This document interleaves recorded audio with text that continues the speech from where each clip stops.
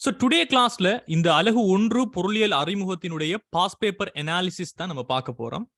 So pass paper அனாலிசிஸ்க்கு முன்னாடி நாம already இதுல 6 விடயங்கள் இந்த டாபிக்ஸ்ல வரும் என்று சொல்லி இந்த அலகு 1ல இந்த 6 விடயங்கள்ல முதலாவது அலகு உங்களுடைய பொருளியல் அடிப்படைகள் சம்பந்தமாகவும் பேசிக்ஸ் ஆஃப் எக்கனாமிக்ஸ் என்று சொல்லக்கூடிய விடயங்களை அடிப்படையாக கொண்டும், இரண்டாவது இதுக்குள்ள இருக்கக்கூடிய டாபிக்ஸ் பொருட்கள் சம்பந்தமாகவும் சேவைகள் சம்பந்தமாகவும் பொருளாதார பொருட்கள் அதே மாதிரி இலவச பொருட்கள் என்று சொல்லக்கூடிய விடயங்களை மையப்படுத்தியும், மூன்றாவது உங்களுடைய டாபிக் உற்பத்தி காரணிகள் என்று சொல்லக்கூடிய உற்பத்திக்கு அவசியமான உள்ளீடுகளை மையப்படுத்தியும், நான்காவது உங்களுடைய இந்த பகுதி அடிப்படை பொருளாதார பிரச்சனையான என்ன பொருளை எந்த அளவு எவ்வாறு யாருக்காக உற்பத்தி செய்தல்ங்கிற பிரச்சனையை மையமாக கொண்டும், தென் பொருளாதார முறைமைகள் என்று சொல்லக்கூடிய எக்கனாமிக் சிஸ்டம் இந்த அடிப்படை பொருளாதார பிரச்சனைகளை தீர்த்து வைப்பதற்கு என்னென்ன பொருளாதார முறைமைகள் காணப்படுவதென்றும், தென் கடைசியாக உற்பத்தி சாத்திய வலை என்று சொல்லக்கூடிய 6 பெரிய டாபிக்ஸை மையப்படுத்தி தான் உங்களுடைய இந்த அலகு 1 என்பது மையப்படுத்தி காணப்பட்டுச்சு.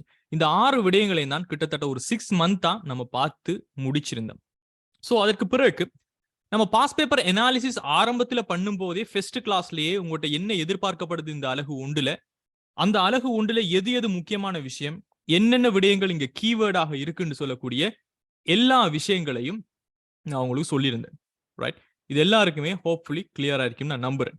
Okay, right. ஸோ இன்னைக்கு நம்ம பார்க்க போற ஸ்டூடெண்ட்ஸ் பாஸ் பேப்பர் அனாலிசிஸ் சம்பந்தமாக தான் நம்ம பார்க்க போறோம்.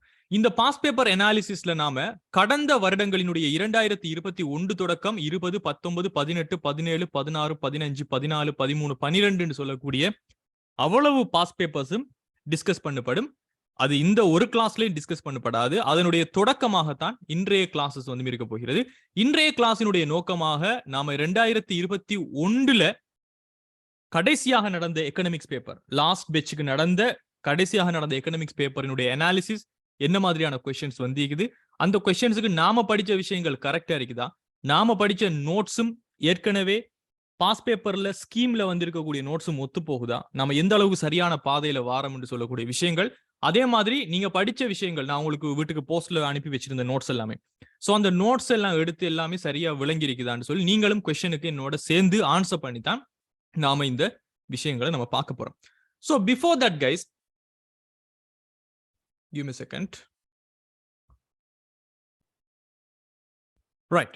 So today students 2021 ஆண்டினுடைய பாஸ் பேப்பர்ஸை நம்ம பார்ப்போம். ஸோ இந்த 2021 ஆண்டினுடைய பாஸ் பேப்பர்ஸ்ல முதலாவது யூனிட்டை பொறுத்த வரைக்கும் ஸ்டூடெண்ட்ஸ் உங்களுக்கு வந்தது எம்சிக்யூல 4 கொஸ்டின்ஸ் வந்து இருந்துச்சு. அதே மாதிரி பார்ட் 2 பொதுவாகவே ஒரு மேக்சிமம் ஒரு 4 எம்சிக்யூவும் பார்ட் 2ல ஒரு கொஸ்டின் தான் உங்களோட அலகு 1லிருந்து உங்களிடமிருந்து எதிர்பார்க்கக்கூடக்கூடியதாக இருக்கும்.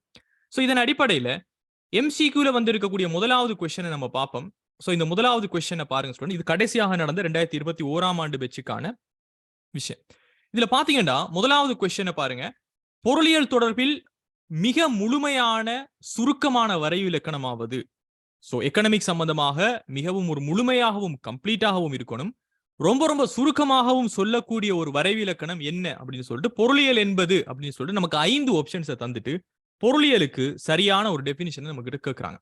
இதன் அடிப்படையில முதலாவது நம்ம கிட்ட தரப்படுகின்ற அவங்க தருகின்ற அந்த ஸ்டேட்மெண்ட் பாத்தீங்கன்னா, தமது பிரஜைகளுக்கு நன்மை அளிக்கும் வண்ணம் சமூகத்தில் எவ்வாறு தொழில் வாய்ப்புகளை உருவாக்கலாம் என்பது பற்றிய ஒரு கற்கை. அதாவது நாட்டு மக்களுக்கு எப்படி நன்மை செய்யலாம் அப்படின்னு சொல்லி சமூகத்துல எவ்வாறு வேலை வாய்ப்புகளை நாட்டு மக்களுக்கு வாங்கி கொடுக்கலாம் என்று சொல்லக்கூடிய ஒரு படிப்பு தான் எக்கனாமிக்ஸ் அப்படின்னு சொல்றாங்க. இரண்டாவது சொல்லப்படுது, உலக சந்தையில் நாடுகள் பொருட்களையும் சேவைகளையும் எவ்வாறு வர்த்தகம் செய்கின்றன. அதாவது உலக சந்தை என்பது வெவ்வேறு நாடுகளோட வெவ்வேறு நாடுகள் பொருட்களை ஏற்றுமதி செய்து இறக்குமதி செய்கின்ற சந்தை. இந்த வேர்ல்டு மார்க்கெட்ல பொருட்களையும் சேவைகளை எப்படி நாம வர்த்தகம் என்பது என்ன, வியாபாரம், துணை சேவைகளும் இணைந்த நடவடிக்கை. சோ பொருட்கள் சேவைகளுடைய விற்பனை, அதனுடைய துணை சேவைகள் எப்படி இடம்பெறுது, இதை பத்தி நம்ம படிக்கிறது தான் எக்கனாமிக்ஸ் பொருளியல் அப்படின்னு சொல்லி ரெண்டாவது விஷயம் சொல்லுது. மூணாவது விஷயம் சொல்றாங்க, சுற்றாடலுக்கு தீங்கு விளைவிக்காதவாறு பொருட்களையும் சேவைகளையும் எவ்வாறு உற்பத்தி செய்வது என்பது பற்றிய ஒரு கற்கை. சோ நம்ம உற்பத்தி செய்யக்கூடிய பொருட்கள் ஒரு கிரீன் ப்ராடக்டாக, சூழலுக்கு எந்த ஒரு பிரச்சனையும் ஏற்படுத்தாமல் சூழலோடு உட்கக்கூடிய மாதிரி என்வாயரன்மெண்டல் ஃப்ரெண்ட்லியாக இருக்கக்கூடிய ஒரு பொருளைத்தான் நாம உற்பத்தி செய்யணும். இந்த மாதிரி பொருட்கள் சேவைகளை எப்படி உற்பத்தி செய்வது என்பது பற்றிய ஒரு படிப்பு தான் எக்கனாமிக்ஸ் அப்படின்னு மூன்றாவது கருத்து சொல்லுது. நான்காவது கருத்து சொல்லுது, வரையறுக்கப்பட்ட விருப்பங்களுக்கு சோ இந்த நான்காவது கருத்தின்படி விருப்பங்கள் என்பது வரையறுக்கப்பட்டது என்று சொல்லியும் அதற்கு மத்தியில் வரையறுக்கப்படாத வளங்கள் என்பது அன்லிமிட்டடாக இருக்குது. இதை எவ்வாறு ஒதுக்கீடு செய்யப்படுகின்றது என்பது பற்றிய ஒரு கற்கையாக பொருளில் இருக்குதுன்னு சொல்லி நான்காவது கூற்று சொல்லுது. அதே சமயம் ஐந்தாவது கூற்றின்படி வரையறுக்கப்படாத விருப்பங்களை ஒரு அன்லிமிட்டடான ஓன்ஸை பூர்த்தி செய்ய அருமையான வளங்கள் என்பது என்ன? ஒரு அருமைத்தன்மை கொண்ட மனித விருப்பத்தோடு ஒப்பீடு செய்யும் போது மிக மிக பற்றாக்குறையாக காணப்படுகின்ற இந்த வளங்களை எவ்வாறு நம்ம ஒதுக்கீடு செய்யலாம் என்பது பற்றிய ஒரு கற்கைன்னு சொல்றாங்க. நாம படிச்சதின்படி என்ன ஸ்டூடெண்ட்ஸ் ஆன்சர்? 1 தொடக்கம் 5 வரை உள்ள ஆப்ஷன்ஸ்ல எது answer? I need answer from all the people. இங்க இருக்கக்கூடிய 217 பேர்ட்ட நான் ஆன்சர் எதிர்பார்க்கிறேன். What's your answer? ஆல்மோஸ்ட் எல்லா ஸ்டூடெண்ட்ஸுமே கிட்டத்தட்ட சொல்லக்கூடிய ஒரே ஒரு ஆன்சர் வந்துட்டும் வாட்ஸ் தட்? ஒருத்தர் கூட பிழைக்காம சொல்லிட்டு இருக்கிறீங்க. 1-2 பேர்ட்டேருந்து நான் வித்தியாசமான ஆன்சர்ஸ் எதிர்பார்க்கிறேன். அவங்க யாருன்னு பார்த்தா வளமையாக கிளாஸஸ்க்கு வராதவங்களாக தான் இருக்காங்க. ரைட். சோ முதலாவது ஸ்டூடெண்ட்ஸ், இந்த கொஸ்டினுக்கு நம்ம ஆன்சர் பண்றதுக்கு முன்னாடி நாம என்ன விஷயங்கள் இது சம்பந்தமாக படிச்சிருக்கிறோம், நாம டாபிக்ஸ்ல தியரிஸ்ல நம்ம படிக்கும் போது எக்கனாமிக்ஸினுடைய அடிப்படைகள் முதலாவது செக்ஷன்ல நம்ம படிக்கும் போது பொருளியல் அடிப்படைகள் என்று சொல்லி பார்க்கும்போது முதலாவது பொருளியல் என்பது ஏன் சமூக விஞ்ஞானம்ங்கிறதுக்குள்ள வருது, பொருளாதார நடத்தை என்பது என்ன, பொருளியல் எப்படி ஏனைய இயற்கை விஞ்ஞானங்கள்ல இருந்து வித்தியாசப்படுதுன்னு சொல்லிட்டு டிஃபைன் தி எக்கனாமிக்ஸ், பொருளியல் என்பதை வரைவிலக்கணப்படுத்துங்க அப்படின்னு சொல்லக்கூடிய ஒரு இடத்துக்கு நம்ம வந்திருப்போம். சோ இந்த வரைவிலக்கணத்துக்கு நான் உங்களுக்கு இந்த பிக்சரை யூஸ் பண்ணி இதை எப்பயுமே மனசுல நினைவு வச்சுக்கொள்ளுங்கன்னு சொல்லிட்டு தான் உங்களுக்கு நான் இந்த வரைவிலக்கணத்தை நான் சொல்லி தந்திருப்பேன். அதாவது மாற்று பயன்பாடுடைய அருமையான வளங்களுக்கும் எல்லையற்ற மனித விருப்பங்களுக்கும் இடையிலான தொடர்பு தான் பொருளியல் என்று சொல்லி என்னோட நோட்ஸ் நான் உங்களுக்கு தந்திக்கிறேன். மாற்று பயன்பாடுடைய அருமையான வளங்கள்டா வளங்கள் அங்கு காணப்படுகிறது. அந்த வளங்களை நம்ம பொருளியல் நிலம், உழைப்பு, மூலதனம், முயற்சின்னு சொல்லி 4 பிரதான உற்பத்தி காரணிகள் பிரிப்போம். அந்த நிலத்தையோ, உழைப்பையோ, மூலதனத்தையோ, முயற்சியோ பல்வேறுபட்ட தேவைகளுக்கு மனிதன் பயன்படுத்த முடியும். இதுதான் மாற்று பயன்பாடு என்று சொல்லி அந்த மாற்று பயன்பாட்டுடைய அருமையான வளங்கள், அருமை என்று சொல்லக்கூடியது என்ன? மனிதனுடைய விருப்பம் என்பது ஒரு வரையறுக்கப்படாதது. அதோடு ஒப்பீடு செய்யும் போது அதனை பூர்த்தி செய்யக்கூடிய இந்த வளங்கள் என்பது உண்மையிலேயே எந்த உலகத்திலையும் எந்த நாடுலையும் ரொம்ப ரொம்ப வரையறுக்கப்பட்டதாக காணப்படும். இந்த வளங்களை பயன்படுத்தி எல்லையற்ற மனித விருப்பங்கள் எவ்வாறு பூர்த்தி செய்யப்படுகிறது, அதுக்கான தொடர்பு என்ன? அதாவது பற்றாக்குறையான அல்லது அருமையான வளங்களை கொண்டு எவ்வாறு எல்லையற்ற மனித விருப்பங்களை பூர்த்தி செய்வது என்பது தொடர்புடைய பாடம் தான் பொருளியல் என்று சொல்லி நான் உங்களுக்கு சொல்லி தந்திப்பேன். ரைட்? இது நாம 100% நாம ஃபெஸ்ட்டுக்கே படிச்சது. சோ இந்த விஷயத்தை அப்படியோ எடுத்து தான் இங்க 2021ஆம் ஆண்டினுடைய கொஸ்டின்ஸ் வந்துட்டும் வடிவமைச்சிருக்காங்க. அப்ப இதன் அடிப்படையில என்ன ஆன்சர்ஸ் புதுசா ஜாயின் பண்ணவங்க இப்ப நீங்க சொல்ல முடியும். ரைட்? இதுல ஆன்சர்ஸ் எதுவாக இருக்க ஸ்டூடெண்ட்ஸ் எல்லாருமே நீங்க சொன்ன மாதிரி the answer should be ஒரு எக்கனாமிக்ஸ் என்பது வேலை வாய்ப்பை எப்படி உருவாக்குறது படிக்கிறதோ, அல்லது சர்வதேச நாடுகளோட வர்த்தகம் எப்படி செய்யறது படிக்கிறதோ, அல்லது சுற்றாடலுக்கு பிரச்சனை வராமலுக்கு பொருள் சேவை எப்படி உற்பத்தி செய்யறது படிக்கிறதோ கிடையாது. ஆனா 4வதுலயும் 5வதுலயும் குழப்பிட்டார் என்னன்னு சொன்னா விருப்பத்தினுடைய பண்பத்தையும் வளங்களினுடைய பண்புகளையும் மாத்தி மாத்தி தந்திக்கிறார். இதன் அடிப்படையில் உண்மையிலேயே விருப்பம் என்பது ஒரு அன்லிமிட்டடாகவும் அதனை பூர்த்தி செய்வதற்கான வளங்கள் என்பது ஒரு அருமையானதாகவும் காணப்படுவதுதான் உண்மையான விஷயம். இதன் அடிப்படையில் இந்த கொஸ்டினுக்கான ஆன்சர் என்னவாக இருக்க போகிறது? 5வதாக இருக்க போகுது. Very very simple question. சரியா டெஃபினிஷனை விளங்கி படிச்சவங்களுக்கு திஸ் இஸ் வெரி சிம்பிள். ஸ்ட்ரைட்டா நான் கொடுத்திருக்கிறேன் நோட்ஸ். ரைட். அகமட் கொமர்ஸுக்கு மெத்ஸ் படிக்க மெத்ஸ்ல என்ன ரிசல்ட்ஸ் வேணும்னு கேட்குறீங்க. கொமர்ஸ் படிக்கணும்னு சொன்னா நீங்க 3C 3S எடுத்திருக்கணும். அந்த சி, அந்த 3Cல எது சரி? மெத்ஸ்ல அல்லது ஹிஸ்டரியில அல்லது ஓலெவல் கொமர்ஸ் அல்லது ஓலெவல் என்டர்பிரினர்ஷிப் இந்த 3 சப்ஜெக்ட்ல எதுல சரி? அந்த 3Cக்குள்ள ஒன்றுல நீங்க சி எடுத்திருந்தா you are eligible to study commerce. Right. So 2வது எம்சிக்குள்ள போவோம். நாம எம்சிக்கு கொஸ்டின் நம்பர் 2 பாத்தீங்கன்னு சொன்னா உற்பத்தி இயல்தகவு எல்லை ஒரு நேர்கோடாக அமைவது. இது பிபிசி சம்பந்தப்பட்ட ஒரு கேள்வி. ப்ரொடக்ஷன் பாசிபிலிட்டி கர்வ் ஓ ப்ரொடக்ஷன் பாசிபிலிட்டி ஃப்ரண்டயர் அப்படின்னு சொல்லக்கூடிய பிபிசி ஓ பிபிஎஃப் சம்பந்தப்பட்ட ஒரு கேள்வி. இந்த பிபிசில 3 வடிவங்கள் காணப்படும் சொல்லியும் அது நேர்கோடாக இருக்கும், உற்பத்திக்கு குழிவாக இருக்கும், உற்பத்திக்கு குவிவாக இருக்கும் சொல்லியெல்லாம் நம்ம படிச்சிருக்கிறோம். அது ஏன் உற்பத்திக்கு குழிவாக இருக்கிறது, ஏன் உற்பத்திக்கு குவிவாக இருக்கிறது, ஏன் நேர்கோடாக இருக்கிறது, இந்த ஒவ்வொரு வடிவமும் என்னென்னத்தை பிரதிபலிக்கும், அதோட அமைய செலவு என்பது எவ்வாறு தொடர்புபடுகிறது, இது எல்லாமே நம்ம படிச்ச விஷயங்கள் தான். இதன் அடிப்படையில ஒரு நேர்கோடாக அமையறதுக்கு காரணம் என்ன? ஒரு உற்பத்தியல் தகவு எல்லை குவிவாக இருக்கலாம். உற்பத்தி என்பது 0. 0ல இருந்து பார்க்கும்போது குவிவு அல்லது குழிவு அல்லது நேர்கோடு. இதுல நேர்கோடாக அமைவது ஏன் என்று கேட்கிறாங்க. இதுல 5 ஆப்ஷன் நமக்கு தாராங்க. உண்டு, வளங்கள் பூரணமாகவும் வினைத்திறனாகவும் பயன்படுத்தப்படுவதனாகும். இருக்கின்ற நிலம், உழைப்பு, மூலதனம் போன்ற வளங்களை முழுமையாக கொண்டு வந்து பயன்படுத்துறோம். ஃபுல் எஃபிஷியன்சி, மேக்சிமம் அவங்களை கொண்டு எவ்வளவுக்கு வேலைகளை வாங்கி பொருட்கள் சேவைகளை உற்பத்தி செய்ய முடியுமோ அவ்வளவுக்கு நடக்கிறது. இது முதலாவது விஷயம். இரண்டாவது, கூடிச்செலவும் அமையச்செலவு விதி என்பது ரைட். ஒரு பொருளாதாரத்தில் 2 வேறுபட்ட பொருட்கள் மாத்திரமே உற்பத்தி செய்யப்படும் போது, ஒரு பொருளினை சம அலகுகளால் அதிகரித்து செல்லும் போது அதற்காக விட்டுக் கொடுக்கப்படுகின்ற மற்ற பொருளினுடைய அளவானது ஒவ்வொரு தடமும் அதிகரித்து செல்றது அமையச்செலவும் விதி. அதுல கூடிச்செல்லும் அமையச்செலவு விதி. இந்த விதியால தான் உற்பத்தியல் தகவல் விலகி நேர்கோடாக இருக்குன்னு சொல்றாங்க. மூணாவது, பொருளாதாரத்தில் நிலவும் வினைத்திறனின்மை, வளங்களை வேஸ்டேஜ் பண்றாங்க, அதனுடைய மேக்சிமம் யூட்டிலைஸ் பண்ணல, அந்த மாதிரியான நிலைமைகள் தான் நேர்கோடு மூணாவது ஆப்ஷன் சொல்லுது. நாலாவது ஆப்ஷன் சொல்லுது, அமையச்செலவு என்பது நிலையாக காணப்படுது. நிலையான அமையச்செலவு என்ன அர்த்தம்? 2 வேறுபட்ட பொருட்களை உற்பத்தி செய்கின்ற பொருளாதாரம் ஒன்றில் ஒரு பொருளினுடைய உற்பத்தியை சம அலகுகளால் அதிகரித்துக் கொண்டு சென்றால் அதற்காக விட்டுக் கொடுக்கப்படுகின்ற மற்ற பொருளினுடைய அளவானது நிலையாக காணப்படுவதால் தான் நேர்கோடாக அமையுது என்று சொல்லி 4வது கான்செப்ட் சொல்லுது. 5வது சொல்றாங்க, வளங்கள் ஓரணத்தன்மை வாய்ந்தனவாக இல்லாதிருப்பது. வளங்களினுடைய ஓரணத்தன்மை என்றால் என்ன? நிலம், அந்த நிலத்தை நீங்க ஒரு கட்டடம் கட்டினாலும் அதுக்கு பயன்படுத்தப்படுது, அதே மாதிரி வயல் செய்ய போனாலும் அதே மாதிரி பயன்படுத்தப்படுகிறது. ஓரணத்தன்மை என்பது இல்லாமல் இருந்தால் இந்த நேர்கோடு அமையச்செலவு என்பது மாறாமல் இருக்கும் சொல்றாங்க. இது நம்ம படிச்ச கான்செப்ட் தான். எத்தனை பேருக்கு இதுக்கு சரியான ஆன்சர் சொல்ல முடியும்? What's answer? What's answer should B?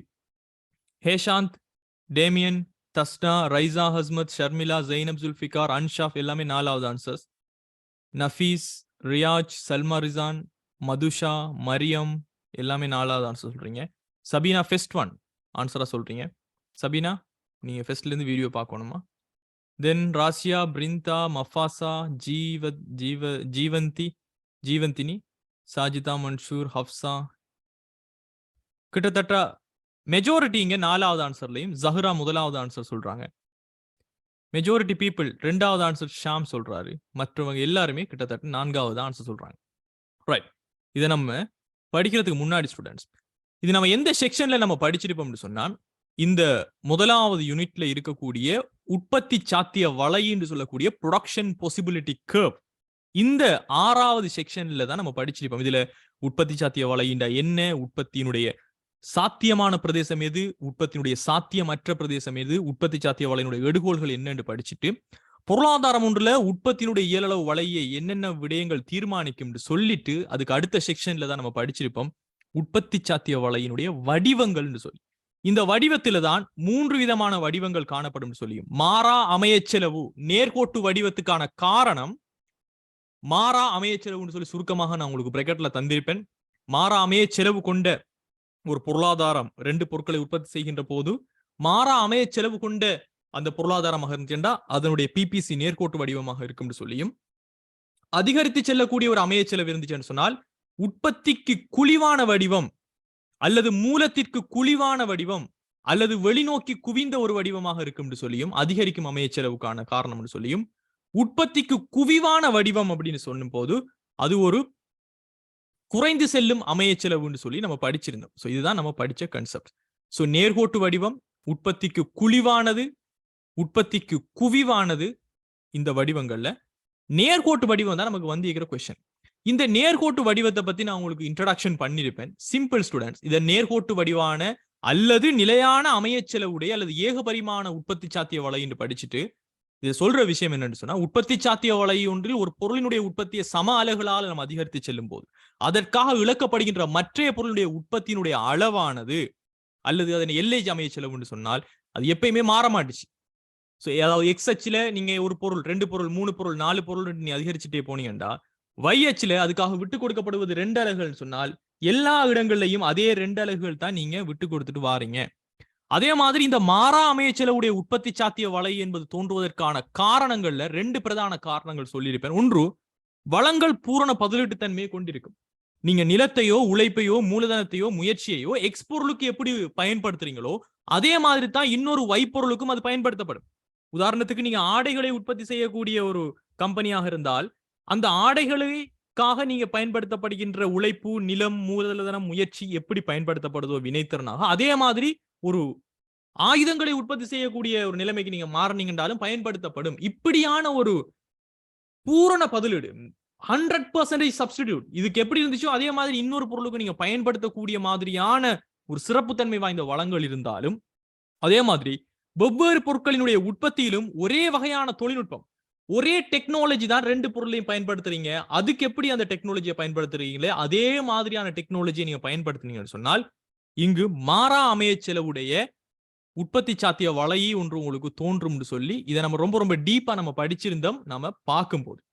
So இதன் அடிப்படையில் ஸ்டூடெண்ட்ஸ் இங்க இதுல 2 மெத்தட்ல இதை கல்குலேட் பண்ணலாம்னு சொல்லி நான் உங்களுக்கு சொல்லி தந்திருந்தேன். Those are more than enough information. அப்போ இந்த படித்த விடயத்தின் அடிப்படையில நாம இந்த கொஸ்டினை நாம ஹேண்டில் பண்ண வேண்டாம். பாருங்க, ஒரு உற்பத்தியல் தகவு எல்லை நேர்கோடாக அமைகிறதுக்கான காரணம் வளங்கள் பூரணமாகவும் வினைத்திறனாகவும் பயன்படுத்தப்படுவதா? முதலாவது கிடையாது. காரணம் என்னன்னு சொன்னா, ஒரு உற்பத்தி சாத்திய வளையினுடைய எடுகோள்கள் என்று நம்ம படிச்சிருப்போம். ரைட்? உற்பத்தி சாத்திய வளையினுடைய எடுகோள்கள் என்று நம்ம படிக்கும் போது ஸ்டூடெண்ட்ஸ் இந்த இடத்துல அது எந்த உற்பத்தி சாத்திய வளையா இருந்தாலும் சரி, அது ஒரு நேர்கோடாக இருந்தாலும் சரி, உற்பத்திக்கு குழிவானதாக இருந்தாலும் சரி, உற்பத்திக்கு குவிவானதாக இருந்தாலும் சரி, எதுவாக இருந்தாலும் அங்கு நிலையான ஒரு வளங்கள், பொருளாதாரத்துல வளங்களினுடைய அளவு என்பது நிலையாகத்தான் காணப்படுகிறது. உழைப்போ, மூலதனமோ, முயற்சியோ, நிலமோ இவ்வளவுதான் சொன்னா இவ்வளவுதான் இருக்கிறது. அங்க அதிகரிக்கவும் இல்லை, குறையவும் இல்லை. அதே மாதிரி இரண்டாவது எடுகோள் தான் வளங்கள் பூரணமாகவும் உச்ச செயற்திறனும் உற்பத்தியில பயன்படுத்தப்படுகிறது. அப்படின்னு என்ன அர்த்தம்? இருக்கக்கூடிய அனைத்து வளங்களையும் நாங்க பயன்படுத்துறோம், மேக்சிமம் எஃபிஷியன்சியோட நம்ம யூஸ் பண்றோம். இது எந்த ஒரு பிபிசியாக இருந்தாலும் நம்ம எடுக்கக்கூடிய ஒரு எடுகோள். அதே மாதிரி 2 வகையான பொருட்கள் மட்டும்தான் உற்பத்தி செய்யப்படுகிறது. தொழில்நுட்பம் என்பது மாறல. இதெல்லாம் எடுத்துத்தான் நம்ம பிபிசிங்கிற ஒரு விஷயத்தை நம்ம கீறுறோம். அது எந்த ஒரு வடிவமாக இருந்தாலும் சரி. சோ இதன் அடிப்படையில் ஸ்டூடெண்ட் வளங்களினுடைய பூரணமான பயன்பாடும் வினைத்திறனும் என்பது எல்லா பிபிசிக்கும் ஒரு பொருத்தமான ஒரு விஷயம். அது நேர்கோடாக இருந்தாலும், குவிவாக இருந்தாலும், குழிவானதாக இருந்தாலும் அது ஒரு சர்மமான ஒரு விஷயம். அதனால நேர்கோட்டுக்கு மட்டும்தான் இது என்று நம்மளால சொல்ல முடியாது. இதன் அடிப்படையில நம்ம முதலாவது ஆன்சரை மிகச் சிறப்பாக விளங்கப்படுத்தக்கூடிய ஒரு ஆன்சர்ங்கிற ரீதியில நம்ம எடுக்க முடியாது. So that is out. ரெண்டாவது பாருங்க, கூடிச்செல்லும் அமையச்செலவு விதி. கூடிச்செல்லும் அமையச்செலவு விதி தொழிற்படுகின்ற ஒரு பிபிசி என்ன வடிவமான பிபிசியா இருக்கும் ஸ்டூடெண்ட்ஸ்? பிபிசி மீன் ராயித் ப்ரொடக்ஷன் பாசிபிலிட்டி கர்வ், உற்பத்தி சாத்திய வலை அல்லது உற்பத்தியல் தகவு எல்லை. ரைட்? இதெல்லாம் படிப்பிச்சிட்டேன் ஸ்டூடெண்ட்ஸ். நீங்க கொஞ்சம் ஃபர்ஸ்ட்ல இருந்து வீடியோஸ் கொஞ்சம் எடுங்க, தியரிஸ் படிப்பிச்ச வீடியோஸ். ரைட்? சோ கூடிச்செல்லும் அமையச்செலவு விதி தொழிற்படக்கூடிய ஒரு பிபிசி என்ன வடிவத்தில் இருக்கும் ஸ்டூடெண்ட்ஸ்? I need answers. இது நீங்க ஆன்சர் பண்ண வேண்டிய நேரம். ரைட்? உற்பத்திக்கு குழிவாக இருக்குமா, குவிவாக இருக்குமா? நிச்சயமாக நேர்கோடு இல்லைன்னு நமக்கு தெரியும்.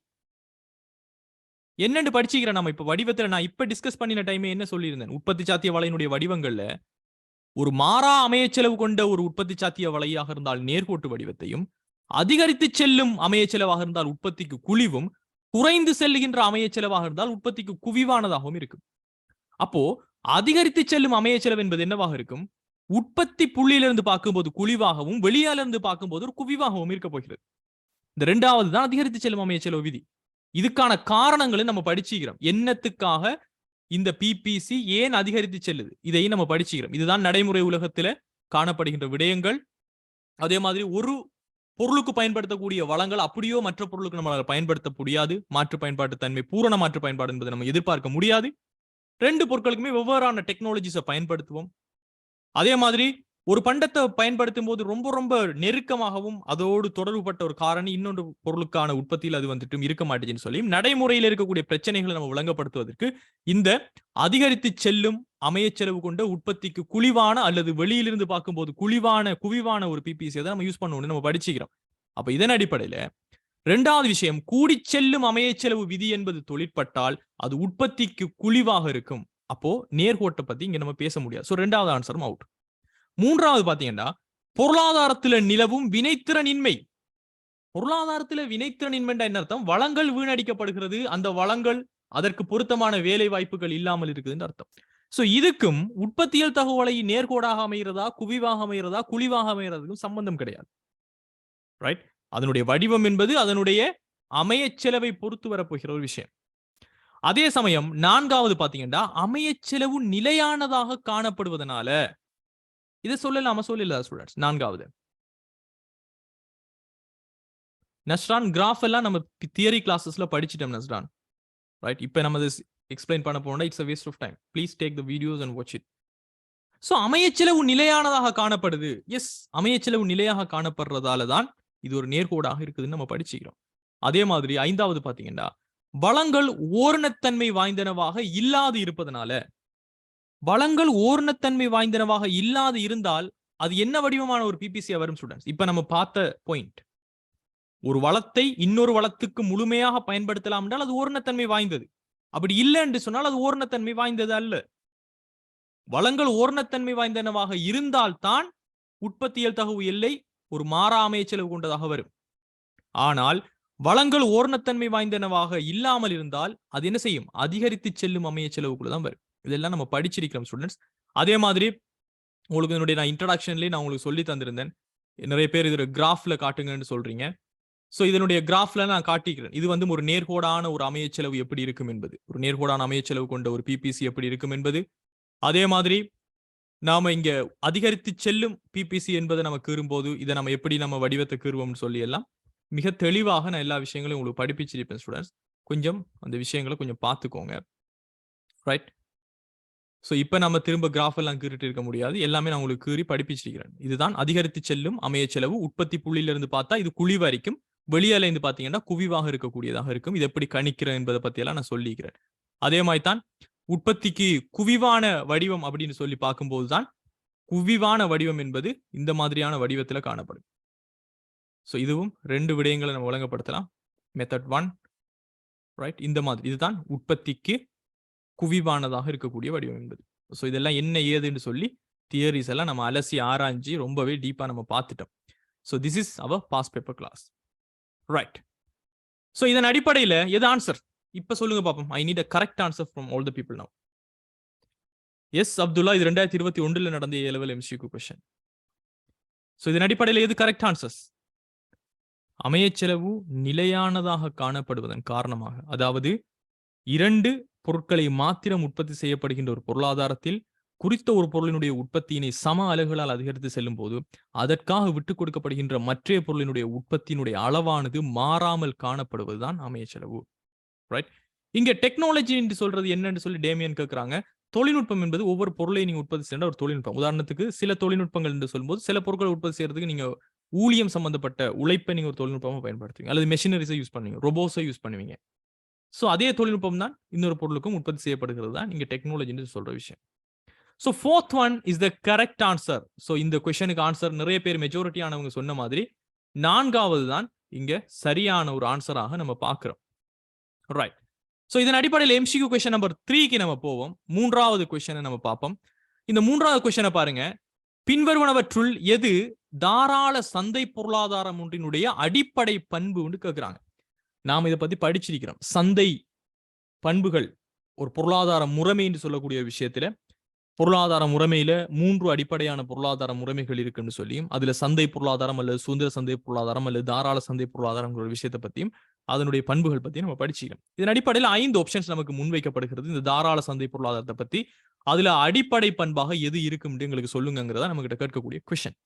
முதலாவது பாத்தீங்கன்னா, உற்பத்தி தொடர்பில் அரசாங்கத்தினுடைய தீவிர கட்டுப்பாட்டு நிலவும். அந்த பொருளை உற்பத்தி செய்யறதுல அரசாங்கம் ரொம்ப ரொம்ப கட்டுப்பாட்டோட ரொம்ப ரூல்ஸ் அண்ட் ரெகுலேஷன்ஸ் எல்லாம் போட்டுட்டு இருப்பாங்க. அதுவா தாராள சந்தை பொருளாதாரத்தின் அடிப்படை பண்பு?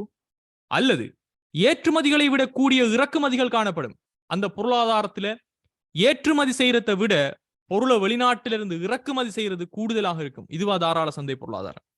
3வது, வளங்கள் பொது உரிமையாக காணப்படும். பொது உண்டா என்ன? அரசாங்கத்துக்கு உரிமையாக காணப்படும். அரசாங்கம் என்பது மக்கள். சோ மக்களுக்கு உரிமையாக காணப்படும். அதுவா தாராள சந்தை பொருளாதாரம்? அல்லது தனியாருக்கான சொத்துக்கள் அதிகமாக காணப்படுவதா?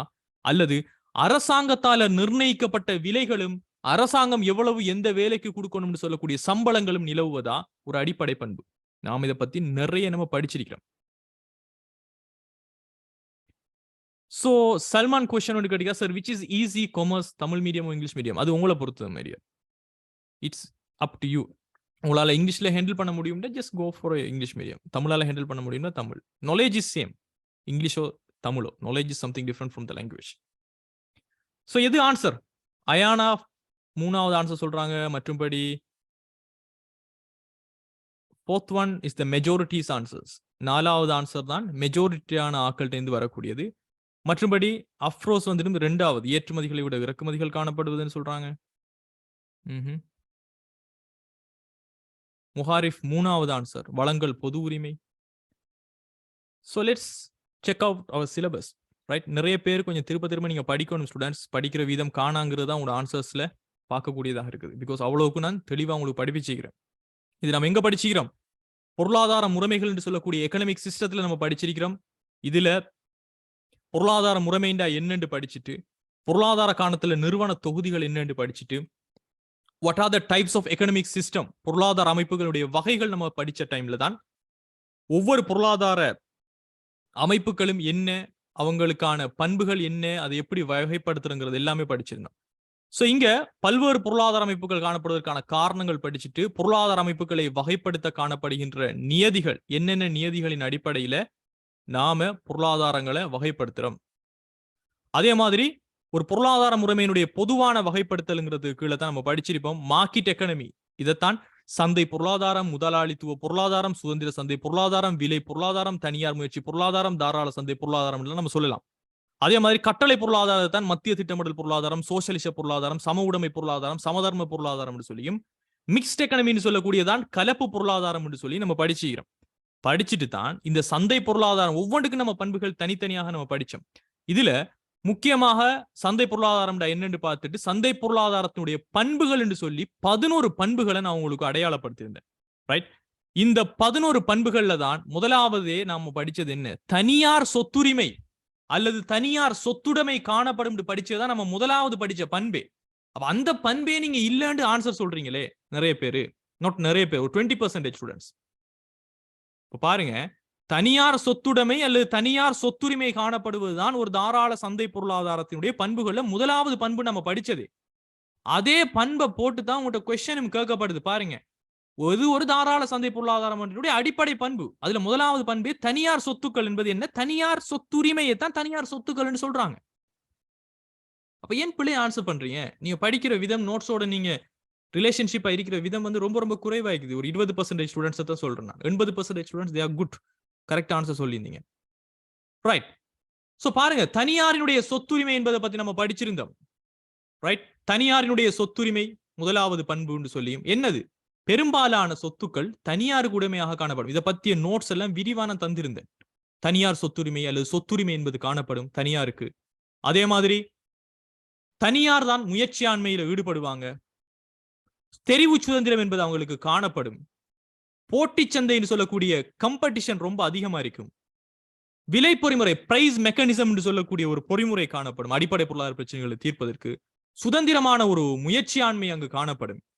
தனியார் சுயநலன் அடிப்படையாக கொண்டு லாப நோக்கத்தோடு தான் செயற்படுவாங்க. சுய நன்மையின் அடிப்படையில தான் அங்க ஊக்குவிப்புகள், இன்சென்டிவ்ஸ் இருக்கும்.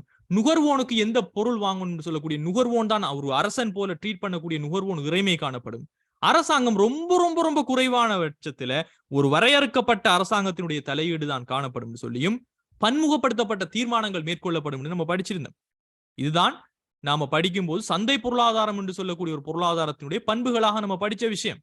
ரைட், அதே மாதிரி ஒவ்வொரு பொருளாதாரத்தையும் நம்ம படிச்சிருந்தோம். கட்டளை பொருளாதாரம் என்று சொல்லக்கூடிய பிளான்ட் எக்கனமியை பத்தி பார்த்தோம். அந்த கட்டளை பொருளாதாரத்தினுடைய பண்புகள் நம்ம படிக்கும் போது முக்கியமாக 3 பண்புகள் தான் தந்தன. ஒன்று, அரசாங்கத்தினுடைய சொத்துடைமை, உழைப்பை தவிர அரசாங்கத்தினுடைய சொத்துடைமை தான் நிலத்துக்கும் முயற்சியாண்மைக்கும் மூலதனத்துக்கும் காணப்பட்டால் அதுதான் கட்டளை பொருளாதாரம். அதே மாதிரி மத்திய திட்டமிடல் குழு மூலமாகத்தான் அடிப்படை பொருளாதாரம் தீர்மானிக்கப்படும். இங்க சுயநலன் இருக்காது, சமூக நலன் இருக்கும்னு சொல்லி 3 பண்புகளை மட்டும் நான் உங்களுக்கு சொல்லி தந்திருந்தேன். தென் அது பிறகுதான் கலப்பு பொருளாதாரம் என்று சொல்லக்கூடிய ஒரு பொருளாதாரம், ரெண்டுமே மிக்ஸ் பண்ணி இருக்கக்கூடிய ஒரு பொருளாதாரம் சொல்லியும், இரண்டினுடைய பண்புகளும் சேர்ந்து இருக்கும் சொல்லி நான் உங்களுக்கு சொல்லியிருந்தேன். ரைட், 2 துறையினரும் காணப்படுவாங்க. லாப நோக்கத்தோடையும் இயங்குவாங்க, சுயநலனோடையும் இயங்குவாங்க. வெவ்வேறான உற்பத்தி வளங்கள் அரசாங்கத்துக்கும் உரிமையாக காணப்படும், தனியாருக்கும் உரிமையாக காணப்படும். தனியார் துறை விலை பொறிமுறை மூலம் தீர்வு காண, மத்திய திட்டமிடல் முறை மூலம் அரசாங்கம் தீர்வு காணுங்கிறது நம்ம படிச்ச விஷயங்கள் தான். இங்க எதுவுமே நமக்கு புதுசாக மெஜிக் மாதிரி கொண்டு வரல ஸ்டூடெண்ட்ஸ். யூ ஹவ் டு, நீங்க ஒரு நல்ல ஒரு ரிவிஷன் சிஸ்டத்துல படிக்காத வரைக்கும் கஷ்டம். ரைட், அப்ப இதன் அடிப்படையில பாருங்க, இங்க உற்பத்தி தொடர்புல அரசாங்கத்தினுடைய அதிகமான கட்டுப்பாடுகள் காணப்பட்டால் அது என்னது, அது ஒரு சோசியலிச பொருளாதாரம் அல்லது சமதர்ம பொருளாதாரம் அல்லது கட்டளை பொருளாதாரத்தினுடைய ஒரு பண்பு. அரசாங்கம் தான் எல்லாத்தையுமே கட்டுப்படுத்தி வச்சு கொண்டிருக்கிறது. ஒரு சந்தை பொருளாதாரத்துல என்ன அரசாங்கத்தினுடைய தலையீடு மிக மிக குறைவாக இருக்கும் அல்லது வரையறுக்கப்பட்ட அரசு தலையீடு தான் நம்ம படிச்சுக்கிறோம். சோ முதலாவது ஆன்சரே கிடையாது. ரைட், நமக்கு எல்லாருக்குமே 100% தெரிஞ்ச ஒரு விஷயம். ரெண்டாவது பாருங்க, ஏற்றுமதிகளை விட இறக்குமதிகள் கூடின ஒரு பொருளாதாரம் தான் தாராள சந்தை பொருளாதாரமா? ஏற்றுமதி இறக்குமதி என்பது ஒரு வெளிநாட்டு வர்த்தகம் சம்பந்தப்பட்ட ஸ்டூடெண்ட்ஸ். அது இருந்தாலும் இல்லாவிட்டாலும் நம்மட விஷயம் என்ன, சந்தை பொருளாதாரத்துக்கு இதுக்கு சம்பந்தம் கிடையாது. ஏற்றுமதிக்கோ இறக்குமதிக்கோ இங்க சம்பந்தம் கிடையாது. இது அடிப்படை பண்பு கிடையாது. இருக்கலாம், இல்லாமல் விடலாம். அதுல ஏற்றுமதி அதிகமாக இருக்கலாம், இறக்குமதி அதிகமாக இருக்கலாம். It doesn't matter. ரைட். அதே மாதிரி வளங்களினுடைய பொது உரிமை காணப்படும் நம்ம படிச்சோமா? நோ, வளங்களினுடைய பொது உரிமை காணப்படாது. வளங்கள் தனியார் உரிமையாகத்தான் காணப்படும். தனியார் சொத்துக்கள் காணப்படுமா படிச்சோமா? எஸ், தனியார் சொத்துரிமை என்பது காணப்படும். அரசாங்கத்தால் நிர்ணயிக்கப்பட்ட விலைகள் சம்பளங்கள் காணப்படுமா? இல்ல, அது கட்டளை பொருளாதாரம். அப்ப இதன் அடிப்படையில இது ஆன்சர். இப்ப சொல்லுங்க பாப்போம், இது answer. Yes Ayana, I can understand. இதுதான் உங்களோட ஃபர்ஸ்ட் கிளாஸ்னு சொன்னா அதுதான் விஷயம். நீங்க வேறங்க சரி படிச்சுட்டு இருந்தீங்கன்னு சொன்னா நீங்க சரியான நோட்ஸை படிக்கலன்னு அர்த்தம். ஸோ கிளாஸ்ல கண்டினியூஸா ஜாயின் பண்ணுங்க, நடந்த கிளாஸ்ல வீடியோஸை எடுங்க. எஸ் பிரமியா சார், இறைமை என்றால் என்னன்னு கேட்கிறாங்க அப்துல். இறைமை என்பது ஸ்டூடெண்ட்ஸ் சொவர்னிட்டின்னு அப்படின்னு சொல்லுவோம்.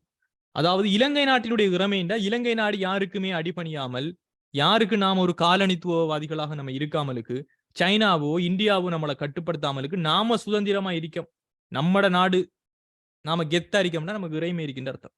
அது மாதிரி தான் ஒரு நுகர்வோன் இறைமைண்டா நமக்கு பிடிச்ச பொருளை நம்ம உருவாக்கலாம், நமக்கு பிடிச்ச பொருளை நம்ம வாங்கலாம், நம்ம பிடிச்ச மாதிரி நம்ம இருக்கலாம். ஒரு கஸ்டமர் தான் எல்லாமே நினைக்கிறது தான் நுகர்வோன் இறைமை. ஆனா இங்க அப்படி கிடையாது. ரைட், அது சந்தை பொருளாதாரத்தில் தான் மேக்சிமம் இருக்கும்.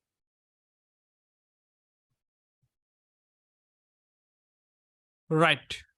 சோ இதன் அடிப்படையில் இதனுடைய ஆன்சர் என்ன? தனியார் சொத்துரிமையும் தனியார் சொத்துக்களும் காணப்படுவதுதான் ஒரு தாராள சந்தை பொருளாதாரத்தினுடைய, தாராளம் அப்படின்னு சொன்னா முகாரி ஃப்ரீ அப்படின்னு எடுத்துக்கொள்ளலாம், ஒரு சுதந்திரமான சந்தை பொருளாதாரம். சோ தனியார் சொத்துக்கள் என்பதுதான் இங்க மிக மிக அடிப்படையான ஒரு பண்பாக நாம படிச்சது. இதன் அடிப்படையில் 4வது இதுக்கான ஆன்சராக இருக்க போகிறது. ரைட். சோ இந்த கொஸ்டின் ரெண்டுமே எல்லாருக்குமே புரிஞ்சுதா? எஸ் எஸ்தர், 2023 பேட்சஸ்க்கான கிளாஸஸும் இங்க நடந்து கொண்டிருக்கிறது. எல்லாருக்குமே இந்த ரெண்டு क्वेश्चंस பார்த்து புரிஞ்சுதா students? Shall we move to the next question or do you have any doubts?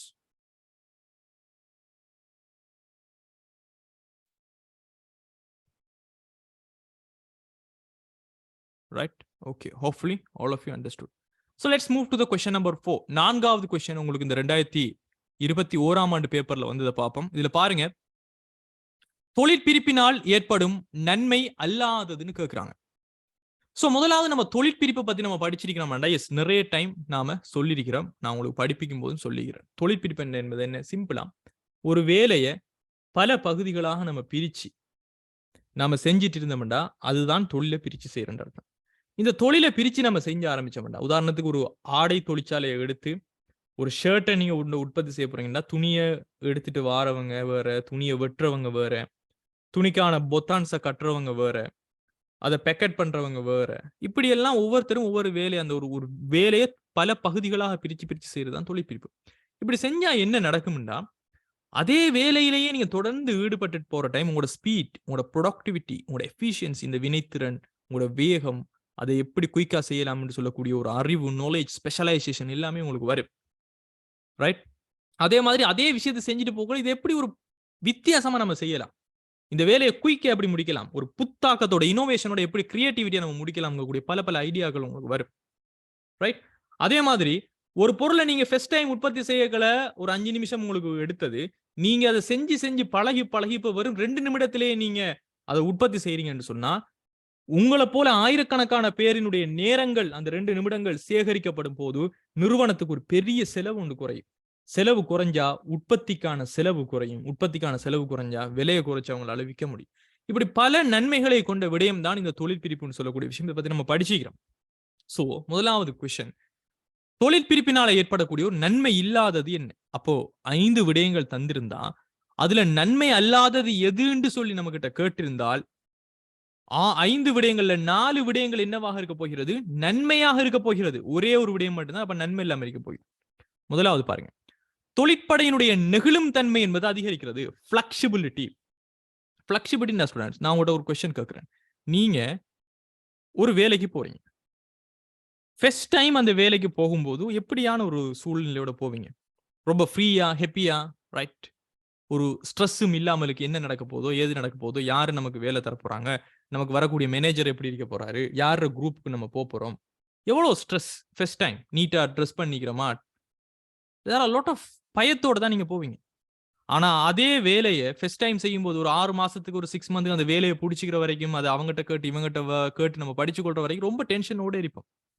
ஆனா அதுவே அதே வேலையை நீங்க தொடர்ந்து உங்களுக்கு இதுதான் வேலை, இதுதான் உங்களுக்கு வேலை, இதை மட்டும்தான் நீங்க செய்யணும், இதை தவிர வேற வேலைக்கு நீங்க போக தேவையில்லை, உங்களோட வேலையை மட்டும் நீங்க பாருங்க, இவங்களுக்கு மட்டும் நீங்க பொறுப்பு சொன்னா போதும், மத்தவங்க யாரும் உங்கள்கிட்ட வேலை தர தேவையில்லை, உங்களுக்கு தொழிலை பிரிச்சு தராங்க, அதே வேலையை நீங்க தொடர்ந்து செஞ்சுட்டே வந்தீங்கன்னு சொன்னா அதுல ஒரு பிளெக்சிபிலிட்டி உங்களுக்கு ஏற்பட மாட்டேச்சா? சோ அந்த தொழிற்படை அப்படியோ ஒரு நெகிழும் தன்மையோட அதிகரிக்கும். அவங்களோட வேலையை அவங்க செஞ்சு கொண்டு அதுல ஸ்பெஷலிஸ்டா போனா ஒட்டுமொத்தமான அந்த வேலை செய்யக்கூடியவங்களும் ஒரு பிளெக்சிபிளான எம்ப்ளாயிஸாக மாறுவாங்க. அப்ப அந்த தொழிற்படையினுடைய நெகிழும் தன்மை அதிகரிக்க போகிறது என்பது சரியான ஒரு கூற்று. அதே மாதிரி பொருட்கள் சேவைகளை உற்பத்தி செய்வதற்கான மொத்த செலவு குறைவடையும் விட நிச்சயமாக ஏற்படும். ஒரு பொருளை இந்த வேலையை நீங்க மட்டும் செய்யுங்கன்னா அவர் அதுல தான் எக்ஸ்பர்ட் இருப்பாரு. அவர் குறைஞ்ச டைமுக்குள்ள குறைஞ்ச செலவுக்குள்ள நமக்கு எப்படி முடிக்கணுங்கிறது அவருக்கு தெரிஞ்சிருக்கும். அதே வேலையை திரும்ப திரும்ப செய்யறதால, வேற ஒரு வேலையும் அவர் செய்யறதால. சோ பொருட்கள் சேவைகளை உற்பத்தி செய்வதற்கான மொத்த செலவு என்பதும் இங்கு குறைவடையத்தான் போகிறது. அதுவும் ஒரு நன்மைதான். அதே போல விளைதிறன், இத ப்ரொடக்டிவிட்டி அப்படின்னு சொல்லுவோம், உற்பத்தி திறன் சொல்லலாம். சோ இந்த விளைதிறன் என்பது ஸ்டூடெண்ட்ஸ், ஒரு பொருளை நீங்க 2 பொருளை உற்பத்தி செஞ்ச நீங்க அதே டைமை பயன்படுத்தி ஒரு 3 பொருளை உற்பத்தி செய்யக்கூடிய ஒரு ஆற்றலுக்கு எப்ப மாறுவீங்க? தொழிலை பிரிச்சு தந்து அதுல ஒரு சிறப்பு தேர்ச்சியை நீங்க அனுபவிக்கும் போதுதான். அப்ப 3வது உண்மையா அதனுடைய நன்மைதான். அதே மாதிரி புத்தாக்கங்களை அறிமுகப்படுத்துகின்ற ஒரு ஆற்றல். இந்த புத்தாக்கங்கள் என்பது ஸ்டூடெண்ட் எப்ப வரும் சொன்னா அந்த வேலையை பத்தியதும் அந்த தொழிலை பத்திய முழுமையான புரிதல் உங்களுக்கு இருக்கும் போதுதான் நீங்க அதுல புதுமைகளை புகுத்த முடியும். ரைட்? ஒரு விஷயம் நான் உங்களுக்கு சொல்றேன் கேட்டுக்கங்க. நீங்க எப்பயுமே சில பேர் சொல்லுவாங்க ஸ்மார்ட்டா படிங்க, ஹார்ட் ஒர்க் பண்ணாதீங்கன்றலாம். அதெல்லாம் பச்சை போய் ஸ்டூடெண்ட்ஸ். அதெல்லாம் பிராக்டிகலுக்கு ஒத்து வராது. உங்களுக்கு ஸ்மார்ட் வேங்கிறது ஒன்று தெரிய வரணும்னு சொன்னாலே நீங்க ஆரம்பத்துல ஹார்ட் ஒர்க் பண்ணி இருந்தா தான் உங்களுக்கு தெரிய வரும். அதனால தான் டீச்சர்ஸ் யார்கிட்ட படிக்கிறீங்கிற அந்த கைடன்ஸ் ரொம்ப முக்கியம். பிகாஸ் அவங்க ஆரம்பத்துல உங்களுக்கு அவங்க ஹார்ட் ஒர்க் பண்ணிருக்காங்க, அவங்க அந்த பாதையை கடந்து வந்திருக்காங்க. அதனால உங்களுக்கு ஸ்மார்ட்டான வேயை உங்களுக்கு சொல்லி தரலாம். அதை நீங்க பிடிச்சுக்கொண்டு நீங்க ஹார்ட் ஒர்க் பண்ணா தான் அந்த ஸ்மார்ட் வே உங்களுக்கு ஒத்து வரும்.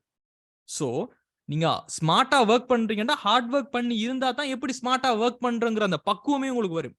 அதனால தான் புத்தாக்கங்களை அறிமுகப்படுத்தக்கூடிய ஒரு ஆற்றல் எப்ப வரும்னு சொன்னால் அந்த தொழிலை பற்றிய ஒவ்வொரு சின்ன சின்ன நுணுக்கமான விஷயங்களும் உங்களுக்கு தெரிந்திருக்கும் போது. அது எப்போது தெரிந்திருக்கும்?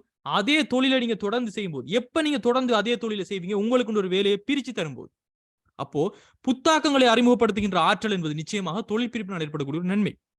ஆனா அதுவே 5வது பாருங்க, வருமான பங்கீட்டு சமத்துவம். வருமான பங்கீட்டு சமத்துவம் என்ன அர்த்தம்? நிறைய தொழில்கள் இங்கு காணப்படுது. டாக்டர்ஸ் இருக்கிறாங்க, இன்ஜினியர்ஸ் இருக்கிறாங்க, டீச்சர்ஸ் இருக்கிறாங்க. எல்லாருக்கும் ஒரே வருமானமா? எல்லாருக்கும் அவங்களினுடைய சேவைக்கோ அவங்களினுடைய பொருட்களுக்கோ கொடுக்கக்கூடிய விலை என்பது சமானமாக காணப்படுது. ரைட்? அப்படி கிடையாது. வருமான பங்கீட்டு சமத்துவம் என்பது நம்ம நாட்டை பொறுத்த வரைக்கும் ரொம்ப ரொம்ப அதிகமா இருக்கிறவங்க இன்னும் இருக்கிறவங்களாவே ஆகிறது, இல்லாதவங்க இன்னும் இல்லாதவங்களாகவே ஆகிறதுமாக தான் இருக்குது. சோ இந்த வருமான பங்கீட்டு சமத்துவம் அதிகரிக்கணும், அந்த இதை நீக்கிறது யார வேலை? அரசாங்கத்திற வேலை. அரசாங்கம் அதுக்காகத்தான் என்ன செய்யும்? உயர்ந்த வருமானம் பெறுபவர்களிடம் உயர்ந்த வரிகளை அறவிட்டு இல்லாத மக்களுக்கு சமுர்த்தி திட்டங்களாகவும் நிவாரண திட்டங்களாகவும் ஏதோ ஒரு கொடுப்பனவு மூலமாகவும் அவங்க கொடுக்குறாங்க. இது ஒரு வருமான சமத்துவத்தை ஏற்படுத்துவதற்கான ஒரு வழி. இருந்தாலும் கூட இங்கு ஏற்படல. இதுக்கும் தொழில் பிரிப்புக்கும் சம்பந்தம் இருக்குமானா கிடையாது. ரைட்? தொழிலை பிரிச்சு செஞ்சா வினைத்திறன் அதிகரிக்கும் சொல்லலாம், புத்தாக்கம் ஏற்படும் சொல்லலாம், செலவு குறையும் சொல்லலாம், தொழிற்படையினுடைய நெகிழும் தன்மை அதிகரிக்கும் சொல்லலாம். வருமான பங்கீட்டுக்கும் இதுக்கும் சம்பந்தமே கிடையாது. ரைட்? நீங்க என்ன வேலையை செய்றீங்களோ, ஒரு ஆடை தொழிற்சாலை உற்பத்தி செய்யற அந்த வேலையை செய்யறதுக்கு எவ்வளவு கிடைக்குமோ அவ்வளவுதான் உங்களுக்கு கிடைக்கும். ரைட்? அதுக்கும் வருமான சமத்துவத்தை ஏற்படுத்துவதற்கும் இங்க சம்பந்தம் கிடையாத டாபிக்ஸ். இதன் அடிப்படையில் எது ஆன்சர்? எது மிக மிக பொருத்தமான ஆன்சரா இருக்குது? தொழிற்பிரிப்பினுடைய பண்புகள் என்று நம்ம தொழிற்பிரிப்பினுடைய நன்மை என்று சொல்ல முடியாத ஒரு ஆன்சர். இப்ப சொல்லுங்க பாப்போம் எல்லாரும் கரெக்டான ஆன்சரை.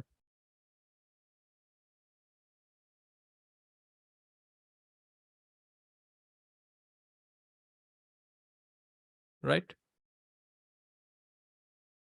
ஸோ லோலிட்டா சார், நான் எப்படி உங்களோட டெய்லி கிளாஸ்க்கு ஜாயின் பண்றேன்? நான் அனுப்பின குரூப் லிங்க்ல ஜாயின் பண்ணுங்கம்மா.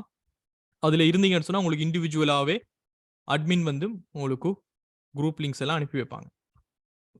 ஜூம் சட்லையும் போட்டிக்கிறேன், அல்லது என்னுடைய வாட்ஸ்அப் நம்பருக்கு நீங்க மெசேஜ் அனுப்புவதன் மூலமாகவும் லிங்க்னு சொல்லி நீங்க மெசேஜ் அனுப்பினீங்கன்னு சொன்னா you will get the group link. Right. இல்லாட்டி அட்மினை கான்டாக்ட் பண்ணுங்க, அவங்க எல்லா விஷயத்தையும் செஞ்சு தருவாங்க. Right. So the answer should be what?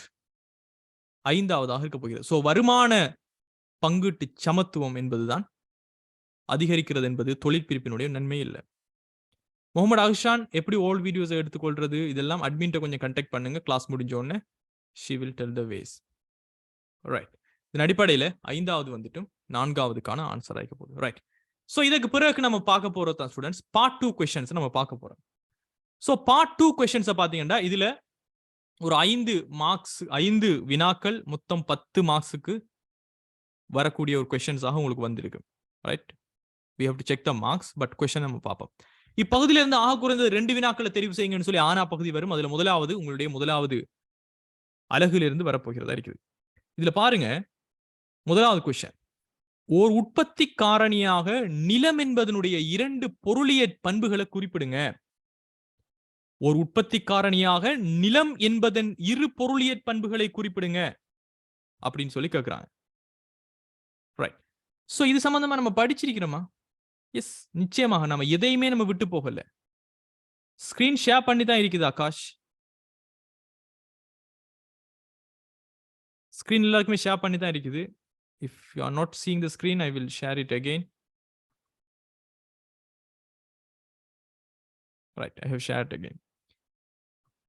So முதலாவது நிலம் சம்பந்தமாக நம்ம எங்க படிச்சிருக்கிறோம்னு சொல்லி கொஞ்சம் நம்ம ஆய்வு செய்து நம்ம பார்த்தோம்னு சொன்னால், இந்த நிலம் நம்ம எங்க படிச்சிருக்கிறோம், எந்த டாபிக்ஸுக்குள்ள இந்த முதலாவது யூனிட்ல நம்ம படிச்சிருக்கோம்னு சொன்னா, உற்பத்தி காரணிகள் என்ற ஒரு டாபிக்ஸ் நம்ம படிக்கும் போது ஸ்டூடெண்ட்ஸ், இந்த உற்பத்தி காரணிகள்ல என்னென்ன உற்பத்தி காரணிகள் அல்லது பொருளாதார வளங்கள் இருக்குதுன்னு சொல்லி நம்ம படிச்சிருப்போம்.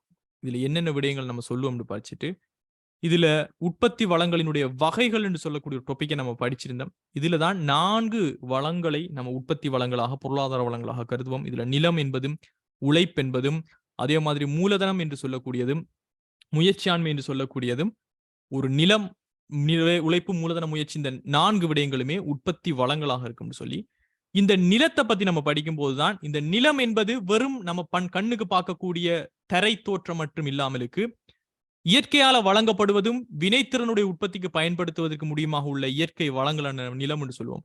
அது நிலத்திற்கு நிலப்பரப்போடு இருக்கக்கூடிய காடுகளாக இருக்கலாம், கடல்களாக இருக்கலாம், ஆறாக இருக்கலாம், அல்லது நிலத்திற்கு மேலுள்ள வளிமண்டலமாக, ஆகாயமாக இருக்கலாம், அல்லது நிலத்திற்கு கீழுள்ள கனிய வளங்களாக, பெட்ரோலியங்களாக இருக்கலாம். எல்லாமே நிலம் என்று சொல்லக்கூடிய சொல்லால தான் நாம சொல்லுவோம்னு சொல்லியும், இந்த நிலத்திற்கான பண்புகளை நம்ம படிச்சிருக்கிறோம். ஒரு நிலம் என்பது ஒரு இயற்கை வளம் என்று சொல்லுகின்றோம். அந்த இயற்கை வளத்தினுடைய பண்பு அல்லது நிலத்தினுடைய பண்பு என்பது ரெண்டுமே ஒன்றுன்னு சொல்லி 6 விதமான பண்புகளை உங்களுக்கு நான் சொல்லி தந்தேன். ஒன்று, இது ஒரு இயற்கையினுடைய ஒரு அருட்கொடை, being a gift of nature அப்படின்னு சொல்லக்கூடிய ஒரு பண்பை நான் உங்களுக்கு சொல்லி தந்து, நிரம்பல் என்பது ஒரு நெகிழ்வற்றது, சப்ளை பீயிங் இன்இலாஸ்டிக். ரைட். ஒரு நெகிழ்வற்ற நிரம்பலை இது கொண்டிருக்கும். அதாவது எவ்வளவுக்கு இருக்குதோ அவ்வளவுதான். ரைட். அதனுடைய சப்ளை என்பது மாற போறது கிடையாது. இந்த இலங்கையினுடைய பரப்பளவு எவ்வளவுன்னு சொன்னா, அது நீங்க இருந்தாலும் சரி, இதற்கு பிறகு இன்னும் 100 தலைமுறைகள் வந்தாலும் சரி, அதனுடைய பரப்பு அவ்வளவுதான். இலங்கையினுடைய நிலப்பரப்பு என்பது, இலங்கையினுடைய இயற்கை வளம் என்பது அவ்வளவுதான். சோ இந்த நிரம்பல் என்பது ஒரு நெகிழ்வற்றதாக, சப்ளை என்பது மாறாமலுக்கு அப்படியே இருக்கக்கூடிய மாதிரியான ஒரு வளம் தான் இந்த நிரம்பல், நெகிழ்வற்றதுன்னு சொல்லியும். ஒரு இம்மொபைலிட்டி, அசைக்க முடியாத ஒரு அசைவுத்தன்மை இல்லாது. நம்ம இங்க பாக்குறது பொதுவான பண்புகள் ஸ்டூடெண்ட்ஸ். நீங்க கேட்கக்கூடாது வனவிலங்குகளும் ஒரு நிலம் தானே, அதுவும் இயற்கை வளம் தானே, அது அசைந்து திரிகிறது, அப்படி இல்லை. நம்ம பண்புகள் சொல்லும் போது ஒரு பிக்ஸ்டான ஒரு நிலத்தை வச்சுதான் நம்ம பண்பு சொல்றோம். சோ இயற்கையின் அருட்கொடையாக நிரம்பல் நெகிழ்வற்றதாக, அசைவுத்தன்மை இல்லாததாக, அதே சமயம் அதனுடைய ப்ரொடக்டிவிட்டியை, உற்பத்தி திறனை, ஒரு பொருளை உற்பத்தி செய்யக்கூடிய மாதிரி இருக்கிறத ஒரு 2 பொருளை உற்பத்தி செய்யக்கூடிய மாதிரி அதனுடைய வளத்தினை அதிகரிக்கக்கூடிய தன்மையை அது கொண்டதாகவும், அதே சமயம் தான் ஓரினத்தன்மை அற்றது. அது காடுகளாக, கனிய வளங்களாக, நீர் வளங்களாக, வனவிலங்குகளாக, மனிதனாக, பல்வேறுபட்ட விடயங்களாக காணப்படுது. சோ ஒரு ஓரினத்தன்மை இல்லாத ஒரு விஷயமாக காணப்படுதுன்னு சொல்லியும், நிலத்திற்கு வழங்கப்படுகின்ற கொடுப்பனவு, வாடகை என்று சொல்லி நம்ம பொருளியல சொல்லுவோம்னு சொல்லி நம்ம படிச்சிருக்கிறோம். ரைட்.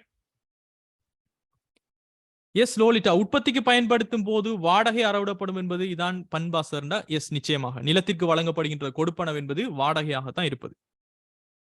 ரைட், இதெல்லாம் நம்ம படிச்சுக்கிறோம். ஸோ இதன் அடிப்படையில் ஸ்டூடெண்ட்ஸ் நாம இந்த கொஸ்டனுக்கு நமக்கு ஆன்சர் பண்ண முடியுமா? முடியாது. ஒரு உற்பத்தி காரணியாக நிலம் என்பதுடைய ரெண்டே ரெண்டு பொருளியற் பண்புகளை குறிப்பிடத்தான் சொல்லிக்கிறாங்க, விளங்கப்படுத்தவும் சொல்லல. சிம்பிளா சொல்லலாம், ஒரு நிரம்பல் நெகிழ்வற்றது, மொத்த நிரம்பல் என்பது மாறாமல் இருக்கக்கூடியது, இயற்கையினுடைய ஒரு வளமாக இருக்கக்கூடியது, அசைவுத்தன்மை இல்லாமல் இருக்கக்கூடியது, ஓரணத்தன்மை அற்றதாக இருக்கக்கூடியது, எத்தனையோ நம்ம சொல்லலாம். ரைட். சோ இதெல்லாம் நம்ம படிச்ச விஷயம் தான். சோ இதனுடைய ஸ்கீமை பாருங்க. இந்த ஸ்கீம் முதலாவதுல ஸ்கீம் ஆன்சர்ஸ் என்ன கொடுத்திருக்காங்கன்னு சொல்லி நான் உங்களுக்காக எடுத்துக்கிறேன். சோ ஸ்கீம்ல கொடுக்கப்பட்ட ஆன்சர்ஸை நம்ம பார்த்தோம்னு சொன்னா, முதலாவது இதுக்கு 1 2 3 4 5 6 6 கொடுத்திருக்காங்க. அதுல 2 நீங்க கொடுத்தாலே போதும். முதலாவது பாயிண்ட பாருங்க, ஏதாவது புது விஷயம் நமக்கு கிடைக்குதா நம்ம பார்ப்போம். முதலாவது, நிலத்தினுடைய நிரம்பல் நிலையானதாகும்.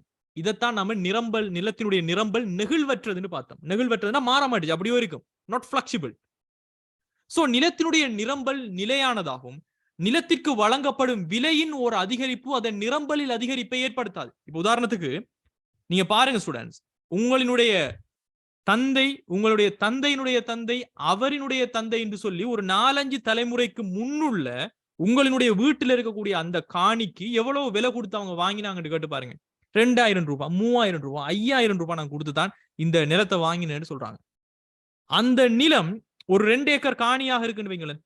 அதே 2 ஏக்கர் காணிக்கு ஒரு காலத்துல ஒரு 5000 ரூபாய் கொடுத்து வாங்கியிருப்பாங்க. ஆனா அதுவே அதே 2 ஏக்கர் நிரம்பல், அதே சப்ளை இருக்கக்கூடிய அதே அளவுள்ள காணிக்கு இன்றைக்கு 2 மில்லியன் கொடுத்தாலும் வாங்குறதுக்கு ஆட்கள் இருக்கிறாங்க. அப்போ நிலத்துக்கு விலை அதிகரிக்குங்கிறதுக்காக அதனுடைய நிரம்பல், அதாவது அதனுடைய அளவு அதிகரிக்க மாட்டிச்சு. அதுதான் நிலத்தினுடைய நிரம்பல் என்பது நிலையானதாக காணப்படும். அதனுடைய அளவு, அதனுடைய சப்ளை மாறாமல் இருக்கும் என்கின்ற முதலாவது பண்பு. இதைத்தான் நம்ம நிறத்தின் நிரம்பல் நெகிழ்வற்றது அப்படிங்கிற ஒரு சொல்லால நாம படிக்கிறோம். இந்த ஃபர்ஸ்ட் பாயிண்ட் எத்தனை பேருக்கு புரியுது? Shall I get yes or no, or do you have any questions? எத்தனை பேருக்கு இந்த பாயிண்ட் புரிஞ்சிச்சு? First point. How many people understood? Shall I get yes or no quickly from all the people? How many of you understood well?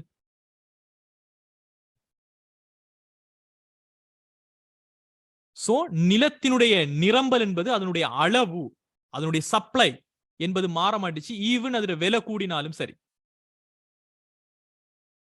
Right. ரெண்டாவது பண்பு பாருங்க, இது நம்ம படிச்சுக்கிறோம், நிரம்பல் நெகிழ்வற்றது அப்படின்னு சொல்லி. ரெண்டாவது விஷயம், நிலத்திற்காக சமூகத்திற்கு ஒரு உற்பத்தி செலவு என்பது ஏற்படாது. ரைட். இது ஒரு புது பாயிண்ட். நிலத்திற்காக சமூகத்துக்கு ஒரு உற்பத்தி செலவு என்பது ஏற்படாது. இப்போ பாருங்க ஸ்டூடெண்ட்ஸ், ஒரு நிலம் என்பது என்ன? ஒரு இயற்கை வளம். அது ஒரு காடுகளாக இருக்கலாம், கடல்களாக இருக்கலாம், ஆகாயமாக இருக்கலாம், மணலாக இருக்கலாம், கற்களாக இருக்கலாம், வைரங்களாக இருக்கலாம், தங்கங்களாக இருக்கலாம், வனவிலங்குகளா இருக்கலாம். இதையெல்லாம் நாம ஒரு ஃபேக்டரியில வச்சு உற்பத்தி செய்யறோமா? யாராவது மான், புலி, காடு, கடல், மீன் யாராவது ஃபேக்டரியில வச்சு உற்பத்தி செய்யறாங்களா? இதெல்லாம் எங்க நடக்குது? இது ஒரு இயற்கையினுடைய அருட்கொடை. அது இறைவன், இயற்கை, நேச்சர் என்ன வேணா நம்ம சொல்லலாம். இயற்கைங்கிற சிம்பிளான ஒரு விஷயத்தை சொல்லலாம். சோ எந்த ஃபேக்டரியிலையும் வச்சு நாம இந்த இயற்கை வளம், வைரத்தை எந்த ஃபேக்டரியிலையும் வச்சு நாம உற்பத்தி செய்யறாது. வைரம், தங்கம், காடுகள், நிலக்கரிகள், கனிய வளங்கள், பெட்ரோலியம், இதெல்லாம் இயற்கையிலிருந்து நாம பெற்றுக்கொள்வோமே தவிர இதை மனிதன் உற்பத்தி செய்வது கிடையாது. சோ நிலத்துக்காக சமூகத்துக்கு, சமூகம் என்பது மனிதன், மனிதன் ஒரு உற்பத்தி செலவு செய்ய வேண்டிய ஒரு அவசியம் கிடையாது. அதை எடுத்து உற்பத்தி செயற்பாட்டுல பயன்படுத்தலாமே தவிர நிலம் என்கின்ற ஒரு இயற்கை வளத்தை இயற்கை தருகிறது அல்லது இறைவன் தருகிறானே தவிர அதை நாம ப்ரொடக்ஷன் பண்றது கிடையாது. இதுதான் ரெண்டாவது பாயிண்ட். இது ரொம்ப ரொம்ப இம்பார்ட்டன்டான ஒரு பாயிண்டாக இதுல உள்ளடக்கியிருக்கிறாங்க. உங்களோட எக்ஸாம்ஸுக்கு இது உங்களுக்கு தேவைப்படலாம். இது புரிஞ்சுக்கொள்ளுங்க. இந்த ரெண்டாவது பாயிண்ட் எல்லாருக்குமே புரிஞ்சுதா? நிலத்துக்காக சமூகத்துக்கு ஒரு உற்பத்தி செலவு ஒன்று ஏற்படாது. இறைவனுக்கு இயற்கைக்கு வேணும் என்றால் ஏற்படலாமே தவிர சமூகமாகிய மக்கள் எந்த ஒரு உற்பத்தி செலவையும் செய்ய தேவையில்லை. ரைட். இங்க நீங்க நினைக்க கூடாது நிலத்தை நாங்க காசு கொடுத்தானே வாங்குறோம், அது கிடையாது. இங்க நிலம் என்பது இறைவன் தந்தது, அதுக்கு நாம தான் பங்கு போட்டுக் கொள்றோம். நாம தான் அதுக்கு நான் உரிமையாளர், நீ உரிமையாளர், நாம தான் சொல்லிக் கொள்றோமே தவிர அது எங்க இருந்து ஆரம்பத்துல வருதுன்னு சொன்னா அது இயற்கையில இருந்து வருது. சோ நிலத்திற்காக சமூகத்துக்கு ஒரு உற்பத்தி செலவு ஏற்படாது. ரெண்டாவது பண்பு. மூன்றாவது பண்பு பாத்தீங்கன்னா, நிலம் இயற்கையினுடைய ஒரு கொடை. இதை நம்ம படிச்சுக்கிறோம், இயற்கையினுடைய ஒரு அருட்கொடை. இயற்கை நமக்கு தரக்கூடிய ஒரு கொடை. இந்த நீரோ, ஆக்சிஜனோ, காடுகளோ, வனவிலங்குகளோ, இந்த இயற்கை எல்லாமே இயற்கை நமக்கு தருகின்ற ஒரு கொடை. சோ 3வது பண்பு. 4வது பாருங்க, நிலம் குறிப்பிட்ட சிறப்பியல்பு வாய்ந்த ஒரு காரணி அன்று. அது பல்வேறு தேவைகளுக்காக பயன்படுத்தப்படலாம். அதாவது இப்ப நீங்க ஒரு உழைப்பை எடுத்துக்கொள்ளுங்க ஸ்டூடெண்ட்ஸ். ஒரு டாக்டர் இருக்கிறார். ஒரு டாக்டர் உழைப்பு. அவரினுடைய உழைப்பை கொண்டு போய் வாங்க வந்து விவசாயம் செய்யுங்க, அறுவடை செய்யுங்க, எங்கட வயல்கள்ல நாற்று நடுங்கன்னு சொன்னா அவரால செய்ய இயலுமா? அதுக்கு அவர்கிட்ட ஸ்கில்ஸ் இருக்குதா? இல்ல. அதே மாதிரி ஒரு விவசாயியை கொண்டு போய் வாங்க ஒரு டாக்டர் ஆயிருங்க, வந்து வேலை செய்யக்கூடிய வந்து வேலை செய்யுங்க, பேஷண்ட்ஸை பாருங்க, அவங்களுக்கு அறுவை சிகிச்சை செய்யுங்க, அவங்களோட ஹார்ட்ல என்ன சரி பிரச்சனை இருக்கான்னு பாருங்கன்னு சொன்னா பார்க்க முடியுமா? நோ. அதே போல மூலதனம் ஒரு தளபாடம் சொன்னா அது என்னத்துக்கு பயன்படுத்தப்படுமோ அதை தான் நம்ம பயன்படுத்தலாம். ஒரு கேபிட்டல் அதுல என்ன மூலதனமாகவும் இருக்கலாம். அது ஒரு காசாக இருந்தாலும் சரி, அதுக்குன்னு சொல்லி ஒரு சிறப்பான ஒரு பண்பு இருக்கும். ஆனால் ஒரு நிலத்தை பொறுத்த வரைக்கும் ஸ்டூடெண்ட்ஸ் ஒரு குறிப்பிட்ட ஒரு சிறப்பியல்பு வாய்ந்த ஒரு காரணி கிடையாது. இதுதான் இதுக்கு மட்டும்தான் இது அப்படின்னு சொல்லி நம்ம நிலத்தை சொல்ல முடியாது. ஒரு நிலப்பரப்பு ஒன்று இருந்துச்சுன்னு சொன்னா அதுல நீங்க கட்டடங்களையும் கட்ட முடியும். ரைட்? அந்த நிலத்தை வளப்படுத்தி எடுத்து அதில் மரக்கறிகளை நாட்டி நீங்க ஒரு ஒரு தோட்டமாகவும் செய்து கொள்ள முடியும். அல்லது அந்த நிலத்தை நீங்க இன்னொருத்தருக்கு விற்பனை செய்யவும் முடியும். அல்லது அந்த நிலத்துல நீங்க ஒரு ஃபேக்டரியை போட்டு அதிலேயே நீங்க உற்பத்தி நடவடிக்கைகளில் ஈடுபடவும் முடியும். அல்லது அந்த நிலத்துல உங்களோட வீடு ஒன்றை கட்டி நீங்க அதுல வசிக்கவும் முடியும். சோ இதுக்கு ஒரு குறிப்பிட்ட ஒரு சிறப்பியல்பு இல்ல. பல்வேறுபட்ட தேவைகளுக்காக பயன்படுத்தப்படலாம் இது. இது ஒரு முக்கியமான ஒரு விஷயம். அதே மாதிரி பாருங்க, நிலம் ஒரு அசையும் தன்மை வாய்ந்தது அன்று. அப்படின்னா அசையக்கூடியதா இல்ல. இம்மொபைலிட்டி நம்ம இதை படிச்சோம். ஒரு இடத்திலிருந்து மற்றொரு இடத்துக்கு கொண்டு செல்ல இயலாது. இந்த நிலம் அவடத்தை இருக்கின்ற அவடத்தை தான் இருக்கு. அடுத்த பண்பு, நிலம் ஒரு அடிப்படை காரணி. ஒரு அடிப்படை இட்ஸ் a பேசிக் ஃபேக்டர். அது உற்பத்தி பொருள் ஒன்றின் ஒரு பகுதியாக மாறாது. அத்துடன் உற்பத்தி செயல்முறையினுள் அது மறைந்து போவதில்லை. இப்ப உதாரணத்துக்கு ஸ்டூடெண்ட்ஸ், இப்ப நீங்க உங்க கையில இருக்கக்கூடிய போனை கொஞ்சம் யோசிச்சு பாருங்க. இந்த போன்ல எத்தனையோ பேர் உழைப்பு இருக்குதா இல்லையா? எத்தனையோ பேருடைய உழைப்பு இருக்கிறது. அந்த போனை பேட்டரி தயாரிச்சவர், ஸ்கிரீனை தயாரிச்சவங்க, அதை பிக்ஸ் பண்ணினவங்க. அதே மாதிரி கேபிட்டல் மூலதனம் காசை போட்டிருப்பாங்க. நம்ம மூலதனமாக பணத்தை நம்ம கருதுறது கிடையாது எக்கனாமிக்ஸ்ல. சோ அதுக்குண்டு ஒரு கட்டடம், அதுக்குண்டு தளபாடம், அதுக்குண்டு சொல்லி மூலதனங்கள் எல்லாமே போட்டு தான் அந்த போன் உற்பத்தி செய்யப்பட்டிருக்கு. அதே மாதிரி முயற்சியாண்மை. ரைட்? எல்லாத்தையும் சேர்த்து ஒரு முயற்சியாளர் நீங்க வச்சுக்கிறது சாம்சங் போன்ல சாம்சங் கம்பெனில அங்க ஒரு என்டர்பிரைஸ் இருக்காங்க. ஆப்பிள் போன்ல ஆப்பிள் போன் என்டர்பிரைஸ் இருக்காங்க. சோ இங்க இருக்கக்கூடிய உழைப்பு, மூலதனம், முயற்சி எல்லாமே விலை என்கின்ற ஒரு விஷயத்தை நீங்க கொடுத்து வாங்கின உடனே அது உங்களோட பொருளாக மாறுது. இது எல்லாமே என்ன செய்யுது?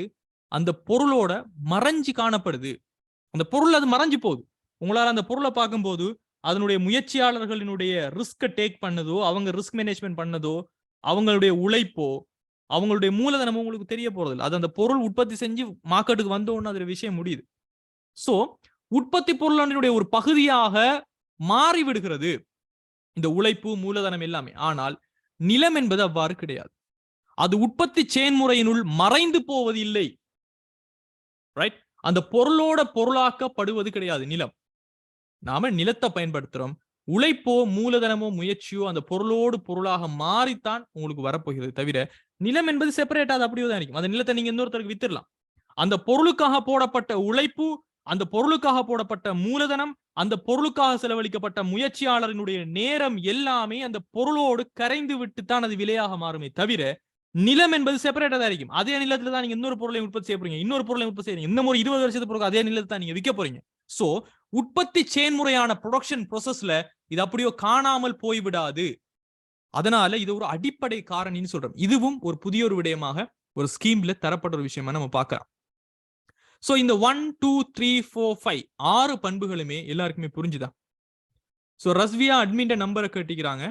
நீங்க எனக்கு வாட்ஸ்அப்லமா லிங்க்னு சொல்லி சென்ட் பண்ணுங்க. LINK என்னுடைய வாட்ஸ்அப் நம்பருக்கு குரூப் லிங்க் கிடைக்கும். அந்த குரூப்ல பாருங்க DA அட்மின் ஜெனரல்னு சொல்லி அட்மின் இருப்பாங்க. சோ என்னுடைய வாட்ஸ்அப் நம்பர் நான் அனுப்பி வைக்கிறேன். Just send a message LINK லிங்க்னு சொன்னீங்கன்னா எக்கனாமிக்ஸ் குரூப் லிங்க் உங்களுக்கு கிடைக்கும். அதுல பாருங்க அட்மின் இருப்பாங்க. ரைட். சோ அனிதா கேட்டிக்கிறாங்க சார் 6வது கொஞ்சம் எக்ஸ்பிளைன் பண்ணுங்கன்னு சொல்லி. Simple my tears. இப்போ நீங்க உதாரணத்துக்கு ஒரு பொருளை உற்பத்தி செய்ய போறீங்க வைங்களேன். ஒரு காய்கறி தோட்டம் ஒன்று செய்ய போறீங்க. அந்த காய்கறி தோட்டத்துக்கு உங்களோட வீட்டுக்கு பக்கத்துல இருக்கக்கூடிய ஒரு நிலத்துண்டு எடுக்கிறீங்க. அதுல நீங்க ஒரு ஒரு நாளைக்கு 8 மணித்தேரம் அதிலேயே வேலை செய்றீங்கன்னு வைங்களேன். 1 மாசமா உழைக்கிறீங்க. உங்களோட உழைப்பு அங்க போகுது. ரைட்?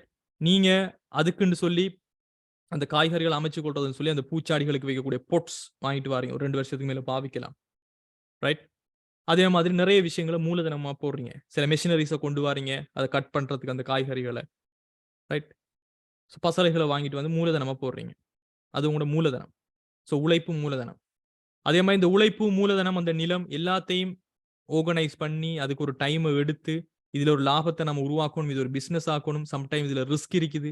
சம்டைம் அழிவடைஞ்சிடலாம். மழை, காலநிலை பிரச்சனை எல்லாத்தையும் மேனேஜ் பண்ணி அந்த பொருள நீங்க உற்பத்தி செஞ்சு மார்க்கெட்டுக்கு கொண்டு போய் விக்கிறீங்க. நீங்க வித்து ஒரு விலையாக்கும் போது உங்களுடைய நிலத்தையும் சேர்த்தா நீங்க விக்கிறீங்க. உங்களுடைய உழைப்பு அங்கு விற்கப்படுகிறது. உங்களுடைய முயற்சியாண்மை அங்கு விற்கப்படுகிறது. உங்களுடைய மூலதனம் அது விற்று அதன் மூலதனமாக அதனுடைய வருவாய் உங்களுக்கு கிடைக்குது. ஆனால் உங்களுடைய நிலம் அவ்வளவுதான் இருக்குது. அதனால தான் இங்க சொல்றாங்க, நிலம் என்பது ஒரு அடிப்படை காரணி. அது உற்பத்தி பொருளாக மறைஞ்சு போறது கிடையாது. மத்த எல்லா காரணிகளும் மறைஞ்சு போகுது. இது ஒரு அடிப்படையாக இருக்கும். உற்பத்தி செயல்முறையில இது மறைஞ்சு போகாதுன்னு சொல்றாங்க. இது புரியுதா இப்ப?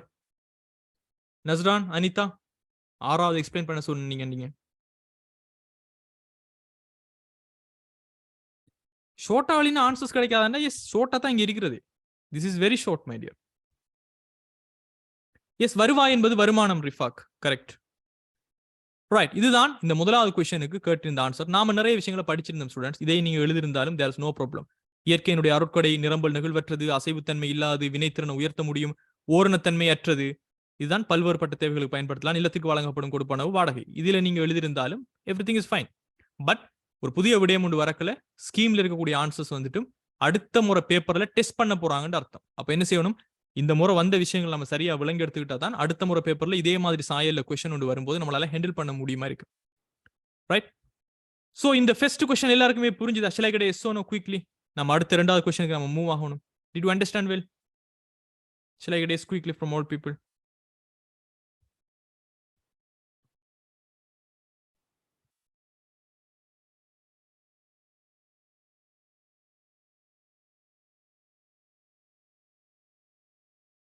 ரைட். சோ இரண்டாவது பாருங்க ஸ்டூடெண்ட்ஸ், இங்க கேட்கப்பட்ட கொஸ்டின், ஒரு புறநகர் பகுதியில் அழிவடைகின்ற நிலையில் உள்ள பல உயிரினங்களின் வாழிடமாக கருதப்படும் 500 ஏக்கர் நிலம் அதன் இயற்கை தன்மை குன்றாது பாதுகாக்கப்பட வேண்டும் என சுற்றாடல் அதிகார சபை கருதுகிறது. சோ ஒரு புறநகர் பகுதின்னா நகரத்துக்கு அப்பால் இருக்கக்கூடிய ஒரு பகுதி. அதுல கொஞ்சம் அழிவடைகிற நிலையில தான் இருக்குது. காடுகளை எல்லாம் அழிக்கிறாங்க, அது செய்யறாங்க, இது செய்யறாங்க, அங்க இருக்கக்கூடிய வளங்களை எல்லாம் தோண்டி எடுக்கிறாங்கன்னு சொல்லக்கூடிய அழிவடையில நிலையில உள்ள, ஆனா பல உயிரினங்கள் அங்க வாழிடமாக இருக்கிறது. பல இயற்கை வனவிலங்குகளுக்கு ஒரு வாழிடமாக அது இருக்கிறது. அது இல்லாட்டி வனவிலங்குகள் எல்லாம் நகருக்குள்ளதான் வந்துடுங்கிற நிலைமையில காணப்படுது. 500 ஏக்கர் நிலம். இதனுடைய இயற்கை தன்மை மாறாமல் இது பாதுகாக்கப்பட வேண்டும் என்று சுற்றாடல் அதிகார சபை, என்வாயரன்மெண்டல் அத்தாரிட்டி போர்டு வந்துட்டு சொல்றாங்க. இது ஒரு பாயிண்ட். இரண்டாவது, நகர அபிவிருத்தி அதிகார சபை, அர்பன் கவுன்சில், நகரங்களை அபிவிருத்தி செஞ்சு வீடுகளை அமைச்சு கொடுக்கக்கூடிய இந்த நகர அபிவிருத்தி அதிகார சபை, ரெண்டுமே கவர்மெண்ட் ஆர்கனைசேஷன். இவங்க சொல்றாங்க, அந்த நிலத்தை எடுத்து அந்த 500 ஏக்கர்லையும் ஒரு நகர்ப்புற வீட்டு தொகுதி ஒன்றை நாம நிர்மாணிப்போம். ஒரு நகரத்தையே அந்த 500 ஏக்கருக்குள்ள நாம உருவாக்குவோம். அதுல வீடுகள் அமைச்சு கொடுப்போம். அந்த வீடுகளுக்கு பிசினஸ்களை கொண்டு வருவோம். எல்லாம் செய்வோம். இப்போ இது ரெண்டு பேரினுடைய மனநிலை. சோ சிம்பிளா சுற்றாடல் அதிகார சபை சொல்லுது 500 ஏக்கர் நிலம் இருக்குது, உயிரினங்கள் வாழுது, அதை பாதுகாக்கணும்னு சொல்லியும், நகர அபிவிருத்தி சபை இல்ல அதுல ஒரு நகர்ப்புற வீட்டு தொகுதி ஒன்றை நம்ம கொண்டு வருவோம், அதை அழிச்சிடுவோம் அந்த காடுகளை என்று சொல்றாங்க. இதான் நமக்கு தரப்பட்ட விஷயம். சொல்லிட்டு இந்த சம்பவம் தொடர்பில் அருமை தெரிவு மற்றும் அமைய செலவு என்பனவற்றின் அடிப்படை அம்சங்களை இனங்கண்டு விளக்குங்க. இப்போ எக்கனாமிக்ஸ் பேப்பரும் பிசினஸ் ஸ்டடிஸ் பேப்பர் மாதிரி மாறி வார்த்தை எத்தனை பேர் உணர்றீங்க ஸ்டூடெண்ட்ஸ்? ரைட்? இந்த மாதிரி ஒரு கேஸ் ஸ்டடியை தந்துட்டு ஒரு பிசினஸ் பத்தி சொல்லிட்டு வளமையாக கொஸ்டின் கேட்கப்படுகின்ற ஸ்டைல் எதுல பின்பற்றப்படும்டா பிசினஸ் ஸ்டடிஸ் பேப்பர்ல தான் பின்பற்றப்படும். ஆனா இப்போ அது எக்கனாமிக்ஸுக்கும் வருது. அப்படின்னா என்ன அர்த்தம்டா, உங்களுடைய பேப்பர்ஸை செட் பண்றவங்க, உங்களோட பேப்பர்ஸ் எடுக்கக்கூடிய எக்ஸாமினர்ஸ், நீங்க எந்த அளவுக்கு ஒரு பிராக்டிக்கலான விஷயத்தோடு தொடர்பு பட்டு உங்களோட படிப்பை வச்சுட்டு இருக்கீங்கிறத கட்டாயமாக அவங்க டெஸ்ட் பண்றாங்க. வெறும் டெபினிஷனை பாடமாக்கி கொண்டு, வரைவிலக்கணத்தை பாடமாக்கி கொண்டு போதிக்கின்றவர்களாக நீங்க இருக்கக்கூடாது. நீங்க படிச்ச விஷயங்கள் எவ்வாறு நீங்க பாக்குற இயற்கையான உங்களோட பிராக்டிக்கலான ஒரு வாழ்க்கையோட தொடர்பு படுதுங்கிறத டெஸ்ட் பண்றது தான் இந்த கேஸ் ஸ்டடிஸை தந்து கொஸ்டின் கேட்கறதுக்கான விஷயம். நாம இந்த அருமை பற்றியும் தெரிவு பற்றியும் அமைய செலவு பற்றியும் நம்ம நிறைய விஷயங்களை நம்ம படிச்சிருக்கிறோம். ரைட்? சோ இந்த அருமை தெரிவு அமைய செலவு பத்தி நாம என்ன ஸ்டூடெண்ட்ஸ் படிச்சிருக்கிறோம் பார்ப்போம். இதை நம்ம எந்த செக்ஷனுக்கு படிச்சிருப்போம்னு சொன்னா, பொருளியலினுடைய அடிப்படையான விஷயங்கள்ல தான் இந்த அருமை என்பது என்ன, தெரிவு என்பது என்ன, இந்த சந்தர்ப்ப செலவு போன்ற எல்லா விஷயங்களையும் நம்ம படிச்சிருப்போம். சோ இதன் அடிப்படையில் பாத்தீங்கன்னு சொன்னா, பொருளியலை கற்பதனுடைய முக்கியத்துவம், பொருளினுடைய வகைகள், பொருளியல் கூற்றுகள், மனிதனுடைய தேவைகள், விருப்பங்கள், ஐ திங்க்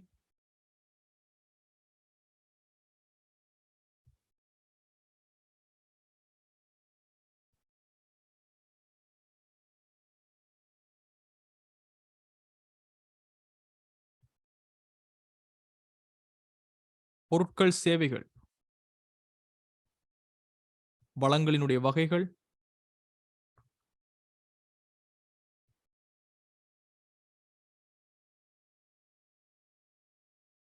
அடிப்படை பொருளாதார பிரச்சனைக்குள்ள படிச்சோமா? Yes, correct. தேங்க்யூ ஜெய்னப். வளமையா கிளாஸ் வந்து நீங்க தான் உங்களுக்கு ஞாபகம் வைக்குது. பாருங்க, இந்த அருமை, இந்த மாற்று பயன்பாடு, இந்த தெரிவுன்னு சொல்லக்கூடிய எல்லாத்தையுமே நம்ம அடிப்படை பொருளாதார பிரச்சனையான சென்ட்ரல் ப்ராப்ளம் ஆஃப் எக்கனாமிக்னு சொல்லக்கூடிய ஒரு விஷயத்துல தான் நம்ம படிச்சுக்கிறோம். சோ இங்க நம்ம சிம்பிளா என்ன படிச்சிருக்கிறோம்? அருமை என்பது ஏன் தோன்றுது? தற்காலிகமாக தோன்றக்கூடிய விஷயங்கள் அருமையா? அருமையான வளங்களை பயன்படுத்தி உற்பத்தி செய்யப்படுவது என்ன? ரைட்? மாற்று பயன்பாடு என்பது என்ன? தெரிவுச்சு பிரச்சனை என்பது என்ன? இதெல்லாம் நம்ம படிச்சுக்கிறோம். சிம்பிளா ஸ்டூடெண்ட்ஸ் உங்களுக்கு நான் சொல்லணும்னு சொன்னா, அருமை என்று சொல்லக்கூடியது இன்றைக்கு நீங்க இந்த கிளாஸ்ல வந்திருக்கிறீங்க, உங்கள்கிட்ட போன் இருக்குது, ஜூம் இருக்குது, ரைட், டேட்டா இருக்குது, இதெல்லாம் இருக்க போய் நீங்க வந்திருக்கிறீங்க. ஆனா இது எல்லார்ட்டையும் இருக்குதா? எல்லார்ட்டையும் இருக்குதா? இல்ல. அப்ப என்ன?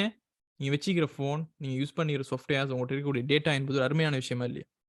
நிச்சயமாக ஒரு அருமையான விஷயம். காரணம் என்ன? மனிதனுடைய விருப்பம். இன்றைக்கு எத்தனையோ ஸ்டூடெண்ட்ஸ்க்கு படிக்கணும்னு ஆசை இருக்குது. ஆனா அவங்ககிட்ட இருக்கக்கூடிய பிரதேசங்கள்ல அவங்களுக்கு நெட்வொர்க் கிடைக்குது இல்ல. அவங்ககிட்ட ஒரு ஸ்மார்ட் போன் ஒன்று இல்லாம இருக்குது. அல்லது அதை பயன்படுத்துறது தெரியாம இருக்குது. சோ மனித விருப்பங்களோடு ஒப்பீடு செய்யும் போது அதனை பூர்த்தி செய்யக்கூடிய வளங்கள் வந்துட்டும் வரையறுக்கப்பட்டதாக இருக்குது. அது இன்றைக்கு நாம யுஎஸ் போன்ற ஒரு மேலைத்தேய நாடுகள் எடுத்தாலும் சரி, அல்லது ரொம்ப ரொம்ப குறைவான மட்டத்தில் இருக்கக்கூடிய இலங்கை போன்ற ஒரு நாடுகள் இருந்தாலும் சரி, எல்லா நாட்டிலையும் அருமை இருக்குது. எல்லா நாட்டிலையும் எல்லா மக்களினுடைய விருப்பம் என்பதும் வரையறுக்கப்படாததுதான். அதனை பூர்த்தி செய்யக்கூடிய வளம் என்பது வரையறுக்கப்பட்டதான். அது 1 கோடி வளம் இருந்தாலும் சரி, 100 கோடி வளம் இருந்தாலும் சரி, மனிதனோட விருப்பத்தோட ஒப்பீடு செய்யும்போது எல்லாமே தூசு தான். அந்த அளவுக்கு பேராசை பிடிச்ச ஒரு படைப்பு தான் மனிதன். சோ இந்த அருமை என்பதை நம்ம படிச்சிருப்போம். எல்லையற்ற மனித விருப்பங்களோடு ஒப்பீடு செய்யும் போது அதனை பூர்த்தி செய்வதற்கான மாற்று பயன்பாடு கொண்ட வளங்கள் பற்றாக்குறையாக காணப்படுவது அருமை என்று சொல்லியும், தெரிவு என்பது மாற்று பயன்பாடு கொண்ட வளங்கள், அதாவது ஒரு நிலத்தையோ, உழைப்பையோ, மூலதனத்தையோ முயற்சியை வெவ்வேறு பயன்பாட்டுக்காக நம்ம பயன்படுத்தலாம். அதுதான் மாற்று பயன்பாடாக இருக்கும் சொல்லியும், அந்த மாற்று பயன்பாடுக்குள்ள எல்லாத்தையுமே எல்லா விஷயத்துக்கும் நம்ம யூஸ் பண்ண முடியாது. ஒரு நிலம் இருக்கின்ற அதுல கட்டடத்தை கட்டலாம், அல்லது விளையாட்டு மைதானத்தை நம்ம செய்யலாம், ஒரு காய்கறிகளை நடலாம். இதுல எல்லாத்தையுமே ஒருமிக்க செய்ய முடியாது. அதனால ஒரு தெரிவை நம்ம மேற்கொள்ளணும். இதுதான் நம்ம படிச்ச விஷயத்தினுடைய சாராம்சம். அதே மாதிரி ஒரு சிறந்த தெரிவை நம்ம மேற்கொள்ளும் போது அதற்காக நம்ம விட்டு கொடுக்கின்ற எல்லாமே நமக்கான அமைய செலவு ஆப்பர்ச்சுனிட்டி கொஸ்டின் சொல்ல முடியாது. அதுல மிகச்சிறந்ததனுடைய பெருமதி தான் அமைய செலவுன்னு சொல்லி நம்ம படிச்சுக்கிறோம். இது நம்ம படிச்ச விஷயத்தினுடைய சாராம்சம். சோ அருமை பற்றியும் தெரிவு பற்றியும் அதனுடைய அமைய செலவு பற்றியும் நம்ம படிச்சுக்கிறோம். ஆனால் அதை எப்படி இந்த செனாரியாக்குள்ள நம்ம கொண்டு வரலாம்னு பாத்தீங்கன்னா சிம்பிள். அருமை என்பது என்ன ஸ்டூடெண்ட்ஸ்? பாருங்க, இந்த நிலத்தை, இது ஒரு மாற்று பயன்பாட்டுடைய நிலம். என்னது? நீங்க ஒரு வீட்டமைக்கணும்னு சொன்னாலும் அந்த நிலத்தை காடுகளை அழித்து விட்டு பயன்படுத்தலாம். அல்லது வனவிலங்குகளை பாதுகாத்து அதுகளுக்கு ஒரு வாழிடம் கொடுக்கணும்னு சொன்னாலும் அதையும் நீங்க செய்யலாம். சோ இது ஒரு மாற்று பயன்பாடு கொண்டது. ஆனால் ரெண்டுக்குமே அதை பயன்படுத்த முடியுமா? ரைட்? நகரமாக்கியும் காடாகவும் வச்சு கொண்டிருக்க முடியுமா? இயற்கை வளமாகவும் ரெண்டுமே இங்க செய்ய முடியுமா? எஸ் ஆனோ? எஸ் சொல்றீங்களா? நோ சொல்றீங்களா? ரெண்டுக்குமே அதை பயன்படுத்த முடியுமா? இல்ல. அப்போ இங்க என்ன நடக்குது? மனிதனுடைய விருப்பத்தோட ஒப்பீடு செய்யும்போது அதனை பூர்த்தி செய்யக்கூடிய இந்த வளம் என்பது பற்றாக்குறையா இருக்கிறது. 2க்கு நம்ம பூர்த்தி செய்ய முடியாது. சோ இது ஒரு அருமை. ஒரு அருமையான ஒரு நிலம் அது.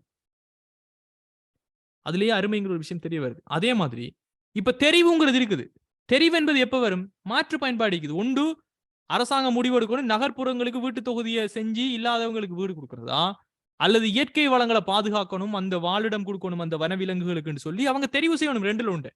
ஒன்று நகர அபிவிருத்தி அதிகார சபையினுடைய முடிவுக்கு போகணும், அல்லது சுற்றுச்சூழல் அதிகார சபையினுடைய முடிவுக்கு அவங்க போகணும். ரெண்டுல ஒன்று அவங்க தெரிவு செய்யணும். அப்ப அங்க தெரிவுங்கிற பிரச்சனை ஒன்று வருது. அதுதான் அது. அதே சமயம் அமைய செலவுண்டா என்ன அர்த்தம்? அவங்க சுற்றாடல் அதிகார சபை சொல்ற மாதிரி நாம நிலத்தை பயன்படுத்துவோம்னு சொன்னால் அதற்காக விட்டு கொடுக்கப்படுகின்ற ஒரே ஒரு விஷயம் இங்க என்ன, நகர்ப்புற வீட்டு தொகுதிக்காக எவ்வளவு செலவழிச்சு அதன் மூலமாக ஒரு பயனை பெறுவாங்க, அந்த பெறுமதி, அந்த வெல்யூ என்பது இங்க அமைய செலவு. இல்ல நகர்ப்புறத்துல வீடு அமைச்சு கொடுப்போம்னு சொன்னால் அதுக்காக விட்டு கொடுக்கப்படுகின்ற அந்த வாழிடங்கள், அந்த இயற்கை வளங்கள், அதனுடைய எல்லா பாதிப்பினுடைய பெறுமதியும் என்னவாக இருக்க போகிறது, வீட்டு தொகுதி ஒன்றை நிர்மாணிப்பதனுடைய அமைய செலவாக இருக்க போகிறது. இதை சிம்பிளா உங்களுடைய வேர்ட்ல நீங்க கொடுத்தீங்கன்னா சரி. So let's check the answers. ஆன்சர்ஸை பாருங்க எப்படி ஒரு தெளிவான ஆன்சர்ஸை கொடுத்திருப்பாங்கன்னு. இதே மாதிரி தான் நீங்க எழுதணும்னு கிடையாது. உங்களோட மொழி நடையில அதை எவ்வாறு புரிஞ்சு கொண்டீங்களோ அதை நீங்க அவ்வாறே எழுதினீங்கன்னு சொன்னா யூ ஆர் குட். இது பாருங்க, இது 3 பந்தியில எழுதியிருக்காங்க ஸ்டூடெண்ட்ஸ். பாருங்க, முதலாவது நகர்ப்புற பகுதியில் அமைந்துள்ள 500 ஏக்கர் நிலப்பகுதி மாற்று பயன்பாடுகளுக்கான கேள்வியை கொண்டுள்ளது. ஏன் சுற்றாடல் அதிகார சபையும் அங்க யோசிக்கிறாங்க ஒரு பிளான், அதே சமயம் ஏர்பன் கவுன்சிலான நகர அபிவிருத்தி சபையும் ஒரு பிளானை யோசிக்கிறாங்க. சோ மாற்று பயன்பாடுகளுக்கான கேள்வியை கொண்டுள்ளது. சுற்றாடல் அதிகார சபை அதன் இயற்கை தன்மையை பாதுகாக்க விரும்புகிறது, அத்துடன் நகர அபிவிருத்தி அதிகார சபை அதனை வீடமைப்புக்காக பயன்படுத்த விரும்புகிறது. எனவே அந்நிலப்பகுதி அருமைத்தன்மை வாய்ந்த ஒரு வளம். சரியா? இங்க இந்த கொஸ்டனுக்கு பாருங்க ஸ்டூடெண்ட்ஸ், டைரக்டாக அருமை என்றால் என்னன்னு சொல்லி இங்க வரைவிலக்கணம் கொடுத்திருக்காங்களா? யோசிச்சு பாருங்க. நாம படிச்ச அருமை என்றால் என்னன்னு சொல்லி இங்க வரைவிலக்கணம் கொடுக்கப்பட்டிருக்குதா? மனித விருப்பங்களோடு ஒப்பீடு செய்யும் போது வளங்கள் எல்லையற்று காணப்படாமல் வரையறுக்கப்பட்டு காணப்படுவதுதான் அருமை என்று சொல்லி இங்க சொல்லிக்கிறாங்களா? பிகாஸ் உங்கள்கிட்ட கேட்ட கேள்வி அருமைக்கு வரைவிலக்கணம் கிடையாது. நீங்க படிச்ச அருமைங்கிற கன்செப்ட் இங்க சொல்ற விஷயத்தோட எப்படி ஒத்து போகுது என்பதுதான். சோ நம்ம அதைத்தான் சிம்பிளா சொல்றோம். இங்க 2 விஷயத்தையுமே பயன்படுத்த முடியாது. அதனால அந்த நிலம் ஒரு அருமைத்தன்மை வாய்ந்தது. எல்லா விருப்பத்தையும் இங்க பூர்த்தி செய்ய முடியாது. சிம்பிளா சொல்லிக்கிறாங்க அந்த விடயத்தோட. அதே சமயம் அருமைத்தன்மை காரணமாக நிலத்தினுடைய மாற்று பயன்பாடுகள் மத்தியில ஒரு தெரிவை மேற்கொள்ள வேண்டியது கட்டாயம். 2ல ஒன்றை நீங்க சூஸ் பண்ணணும். ஒரே நேரத்தில் நிலத்தை கொண்டு 2 தேவைகளை நம்மளால பயன்படுத்துவது சாத்தியம் இல்லை. ஆதலால் நிலத்தை அதன் இயற்கை தன்மையில் பாதுகாப்பதா அல்லது வீடமைப்புக்கான இடமாக பயன்படுத்துவதா என்றும் பயன்பாடுகள் மத்தியில நீங்க தெரிவு ஒன்றை செய்யணும். இதுதான் தெரிவு என்பது. ரைட்? நாம தெரிவுக்கு நாம என்ன டெபினிஷன் படிச்சிருப்போம்? பல்வேறுபட்ட மாற்று தெரிவுகளில் உள்ள அதிசிறந்த ஒன்றை தெரிவு செய்தல் தெரிவு எனப்படும். இங்க அதையா எழுதியிருக்கிறாங்க? இல்ல, அந்த விஷயத்தோட பொருந்தி எழுதிப்பட்டிருக்கு. அதே போல அமைய செலவு பாருங்க. தெரிவு என்பது ஒன்றை பெற்றுக்கொள்வதற்காக மற்றொன்றை இழப்பதாகும். அது தெரிவு செய்யப்பட்ட நடவடிக்கையினுடைய அமைய செலவாகும். நிலத்தை அதன் இயற்கை தன்மையுடன் பாதுகாப்பதன் அமைய செலவு வீடமைப்பு திட்டத்துக்கான நிலமாக விட்டுக் கொடுக்கப்பட்ட அதனுடைய பெறுமதி. நிலத்தை வீடமைப்பு திட்டத்துக்கு பயன்படுத்துவதன் அமைய செலவு இயற்கை வளமாக பேணுவதற்காக விட்டுக் கொடுக்கப்பட்ட நிலத்தினுடைய பெறுமதி. இப்ப சிம்பிள். அமைய செலவோட நாம் என்ன படிச்சிருப்போம்? குறித்த ஒரு தெரிவினை மேற்கொள்வதற்காக அதற்காக விட்டுக் கொடுக்கப்படுகின்ற அடுத்த மாற்று தெரிவினுடைய மிகச்சிறந்த தெரிவினுடைய பெறுமதி தான் அமைய செலவு. இங்க அது கேள்வி கிடையாது. நீங்க புரிஞ்சு கொண்டதை இந்த விஷயத்தோட ஒப்பிட்டு எழுதுங்க, அதோட அப்ளை பண்ணுங்க. ஓகே, ரிஃபாஸ் நீங்க வீடியோஸை எடுத்துக்கொள்ள நீங்க அட்மினை கான்டாக்ட் பண்ணுங்க. ஓகே, சோ இதுதான் இங்க கேட்கப்பட்ட விஷயம். சோ இந்த மாதிரி क्वेश्चन வந்தா ஸ்டூடண்ட்ஸ் நாம படிச்ச விஷயத்தை அப்ளை பண்ணி எழுதலாம் என்று சொல்லக்கூடிய ஒரு கான்ஃபிடென்ட் உங்களுக்கு இருக்குதா இந்த ரெண்டாவது மாதிரியான question? Because that's the beauty of the subject. படிச்சதை அப்படியே சப்பி துப்புறது படிப்பு கிடையாது. அதை ப்ராக்டிக்கலா நீங்க எப்படி லைஃப்ல அப்ளை பண்றீங்கிறது தான் விஷயம். அதை தான் இங்க டெஸ்ட் பண்றாங்க. எத்தனை பேர் கான்ஃபிடென்ட் இருக்குது? Shall I get yes no? Confident இருக்கிறவங்க, இல்லாதவங்க?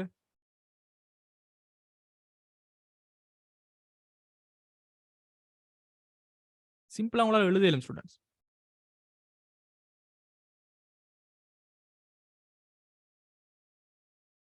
ரைட்? நீங்க கண்டினியூஸா கிளாஸுக்கு வாங்க. இங்க இருக்கக்கூடிய மரியமாக இருக்கட்டும், ருத்துஷியாக இருக்கட்டும், கான்ஃபிடன்ஸ் கொஞ்சம் குறைவா இருக்கிறவங்க நீங்க இதுதான் உங்களோட ஃபர்ஸ்ட் கிளாஸ்ங்கிறதால உங்களுக்கு சம் டைம் இல்லாம இருக்கலாம். தொடர்ந்து நீங்க கிளாஸுக்கு வந்தீங்கன்னு சொன்னா நிச்சயமாக நீங்க உங்கள்கிட்ட இருக்கும். ரைட், 3வது क्वेश्चन பாருங்க. உற்பத்தியியல் தகவு வலையானது எதிர்க்கணிய சரிவுடையதாகவும் வெளிப்புறமாக குவிவடைந்தும் இருப்பது ஏன்? ரைட், இந்த क्वेश्चन நாம ஏற்கனவே நம்ம பார்த்துட்டோம்.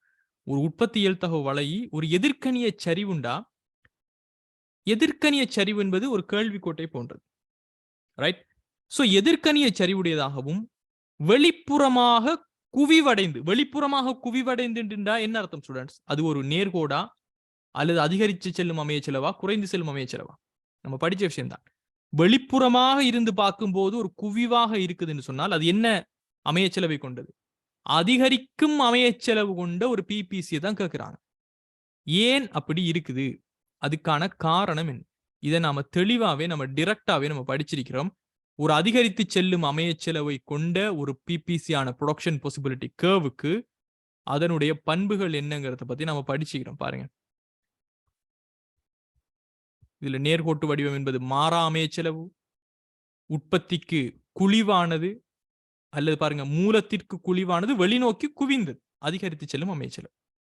சோ சிம்பிளா அதிகரித்து செல்லும் அமைய செலவுக்கான காரணங்கள் பாருங்க நாம படிச்ச விஷயத்துல மிக முக்கியமாக இந்த மூன்றையும் நான் சொல்லிப்பேன். ரைட்? நடைமுறைக்கு அதிகம் பொருத்தம். ஒரே வளத்தை இன்னொரு உற்பத்திக்கும் அதே மாதிரி பயன்படுத்த முடியாது. அதனால ஒரு வளத்தை சம அளவுகளால் அதிகரித்தாலும் அதுக்காக விட்டுக் கொடுக்கப்படுகின்ற அளவு என்பது அதிகரித்து கொண்டே போகும். ரெண்டுக்குமே வெவ்வேறான தொழில்நுட்பம். ஒரு தொழில்நுட்பத்துல இருக்கிறத அப்படியே கொண்டு இன்னொன்றுக்கு அப்ளை பண்ண முடியாது. அதனாலையும் விட்டுக் கொடுக்கிறது அதிகரிச்சுட்டு போகும். ஒன்றுக்கு மிக பொருத்தமா இருக்கிற வளம் இன்னொன்றுக்கு ஜஸ்ட் ஒரு பொருத்தமா தான் இருக்கு. இந்த 3 காரணிகளை நான் உங்களுக்கு சொல்லி தந்திருந்தேன். ரைட்? இது எல்லாமே ஒரு அதிகரித்து செல்றதுக்கான காரணியாக இருக்குது. So let's check the scheme. இங்க என்ன சொல்லப்படுகிறாங்க பாப்போம். 3வது क्वेश्चनக்குரிய ஆன்சர்ஸ். சோ இந்த 3வது क्वेश्चनக்கு ஆன்சர்ஸ் வந்து சொல்லப்படுது பாருங்க. உற்பத்தியியல் தகவு வளையின் எதிர்க்கணிய சாய்வு உற்பத்தியின் அமைய செலவை பிரதிபலிக்கிறது. ரைட்? பாருங்க. உற்பத்தியியல் தகவு வளையினுடைய எதிர்க்கணிய சாய்வு உற்பத்தியின் அமைய செலவை பிரதிபலிக்கிறது. அப்படின்னா என்ன அர்த்தம்? எதிர்க்கணிய சரிவுண்டா என்ன அர்த்தம் ஸ்டூடெண்ட்ஸ்? மேலிருந்து கீழ் நோக்கி வரக்கூடிய ஒரு கோடுண்டா ஒண்ட அதிகரிக்கணும்னு சொன்னா நீங்க இன்னொண்ட விட்டு கொடுத்து தானே ஆகணும். அப்படி இருந்தா தான் ஒரு எதிர்க்கணிய சரிவுண்டு அர்த்தம். இதை நான் இன்னும் உங்களுக்கு தெளிவா வழங்கப்படுத்தணும்னு சொன்னா let me have some graph for you guys. Let's have a quick graph for you. Right?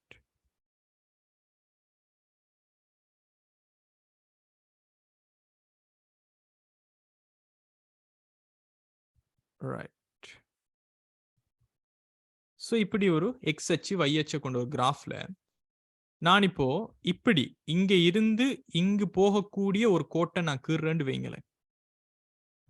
இது எக்ஸ் பொருள்னு சொல்லக்கூடிய ஒரு வகையான பொருள், இது y பொருள்னு சொல்லக்கூடிய ஒரு வகையான பொருள். ஸ்டூடெண்ட்ஸ், இரண்டு பொருட்களையும் ஒரே நேரத்தில் நம்மளால் அதிகரித்து செல்ல முடியுமா முடியாதா? இங்க யோசிச்சு பாருங்க. ரெண்டு பொருட்களையும் ஒரே நேரத்தில் இங்க அதிகரித்து போக முடியுமா முடியாதா? கொஞ்சம் திங்க் பண்ணி பாருங்க. உங்களோட பேசிக் நாலேஜை யோசிச்சுங்க.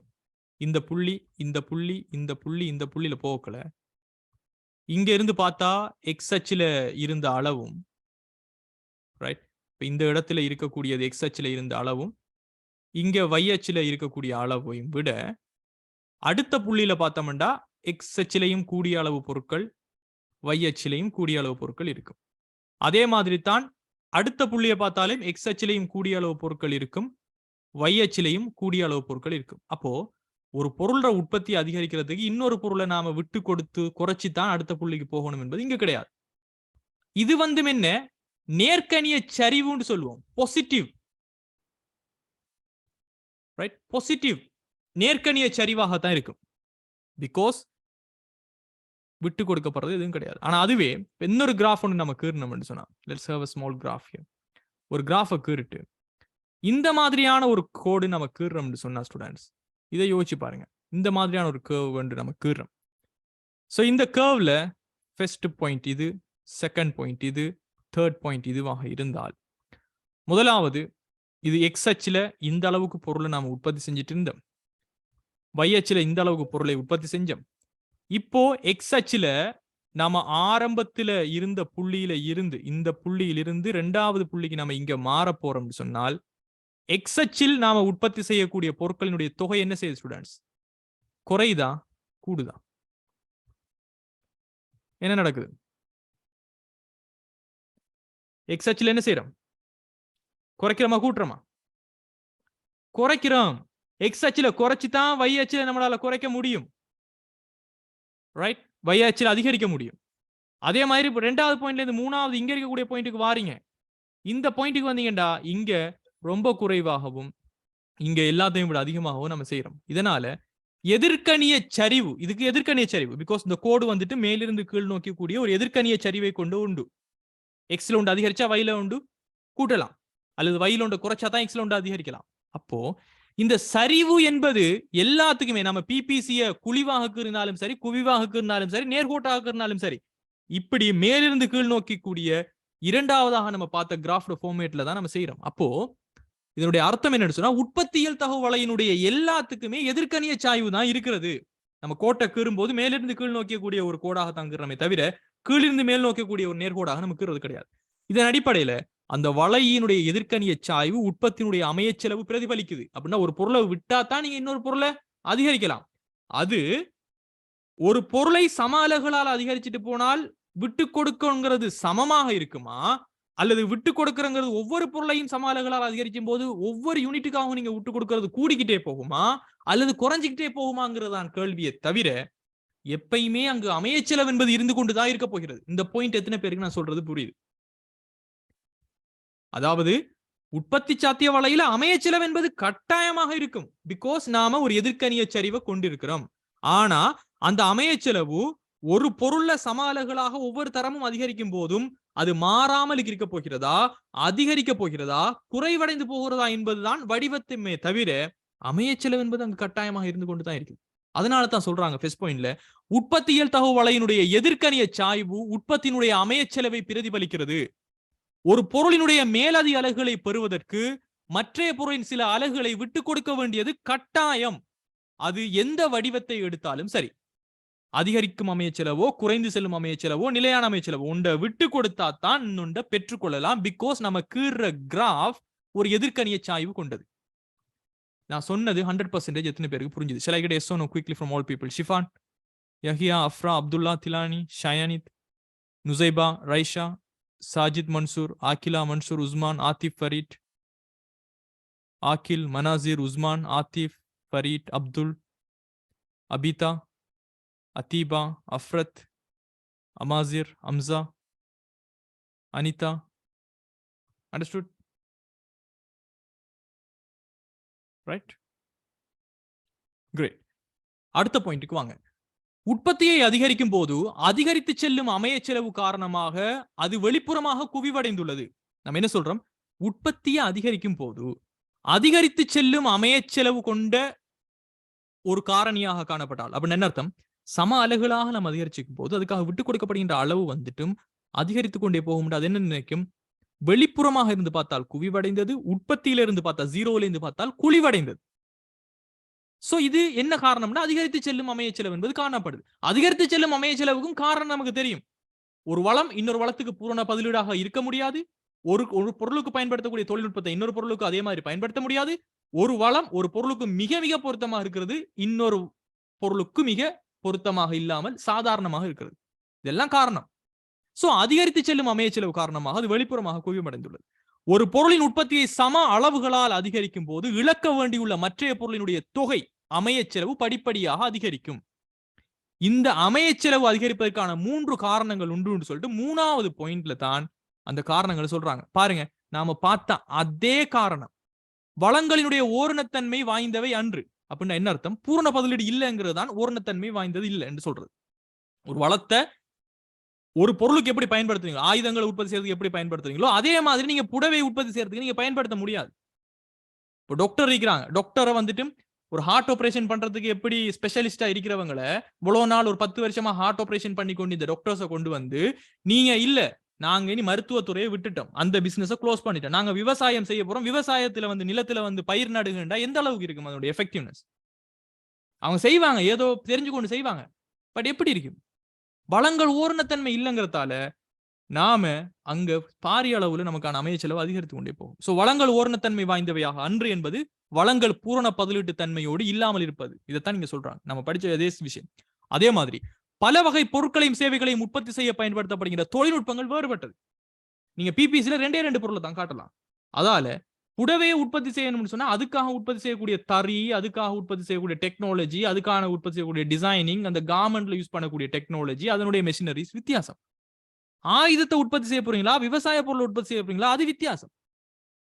சோ பல வகை பொருட்களையும் சேவை உற்பத்தி செய்யப்படுவதற்கான தொழில்நுட்பம் வேறுபட்டது.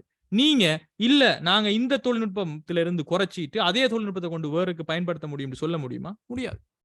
சோ இது ஒரு காரணம். மூணாவது, ஒரு குறித்த பொருளை அல்லது சேவையை உற்பத்தி செய்ய மிக பொருத்தமான ஒரு வளம் மற்றொரு பொருளை அல்லது சேவையை உற்பத்தி செய்ய பொருத்தமற்றதாக அல்லது சாதாரணமான பொருத்தத்தோட காணப்படுற. நாம படிச்ச அதே விஷயம் தான் இங்க வந்திருக்கிறது. ரைட்? எஸ், நீங்க கடைசா எழுதக்கூடிய 3 பாயிண்ட்ஸ் மேலே உங்களுக்கு மார்க்ஸ் கிடைக்கும். பட் உங்களோட மார்க்ஸினுடைய அளவை பொறுத்து. ரைட்? எத்தனை மார்க்ஸ்க்கு அந்த கொஸ்டின் கேட்கப்படுதோ, ஒரு மார்க்ஸ்க்கு ஒரு பாயிண்ட்னு நினைச்சுக்கோங்க. 4 மார்க்ஸ் கேட்கப்பட்டா 4 பாயிண்ட் எழுதுங்க. 3 மார்க்ஸ்க்கு கேட்கப்பட்டால் 3 பாயிண்ட் அதுக்குள்ள கொண்டு வாங்க. ரைட்? சோ இதுதான் நீங்க ஆன்சர் எழுத வேண்டிய விதம். சோ இந்த மூணாவது கொஸ்டின் எல்லாருக்குமே புரிஞ்சுதா ஸ்டூடெண்ட்ஸ்? உற்பத்தியல் தகவு வளையானது எதிர்க்கணிய சரிவுடையதாகவும் வெளிப்புறமாக குவிவடைந்தும் இருப்பதற்கான காரணம் என்ன என்பது. Right?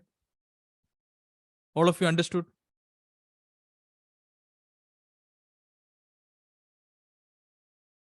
Right?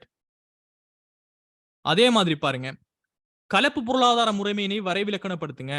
சோ இந்த கலப்பு பொருளாதாரம் என்கிறதை நம்ம படிச்சிக்கிறோம். ரைட்? கலப்பு பொருளாதாரம் என்ன அர்த்தம்? சந்தை பொருளாதாரத்தையும் அதே சமயம் அரசாங்கத்தினுடைய கட்டளை பொருளாதாரத்தையும் சேர்த்த ஒரு பொருளாதாரம் தான் இந்த கலப்பு பொருளாதாரம். இதை பத்தி வரைவிலக்கணப்படுத்துங்கன்னு சொல்லிட்டு அதே கேள்வியில பி பாட்டாக இலங்கை ஒரு கலப்பு பொருளாதாரமாகும். இந்த கருத்துக்கு ஆதரவாக அமையக்கூடிய பொருளாதார நடவடிக்கைகள் 4 சொல்லுங்க.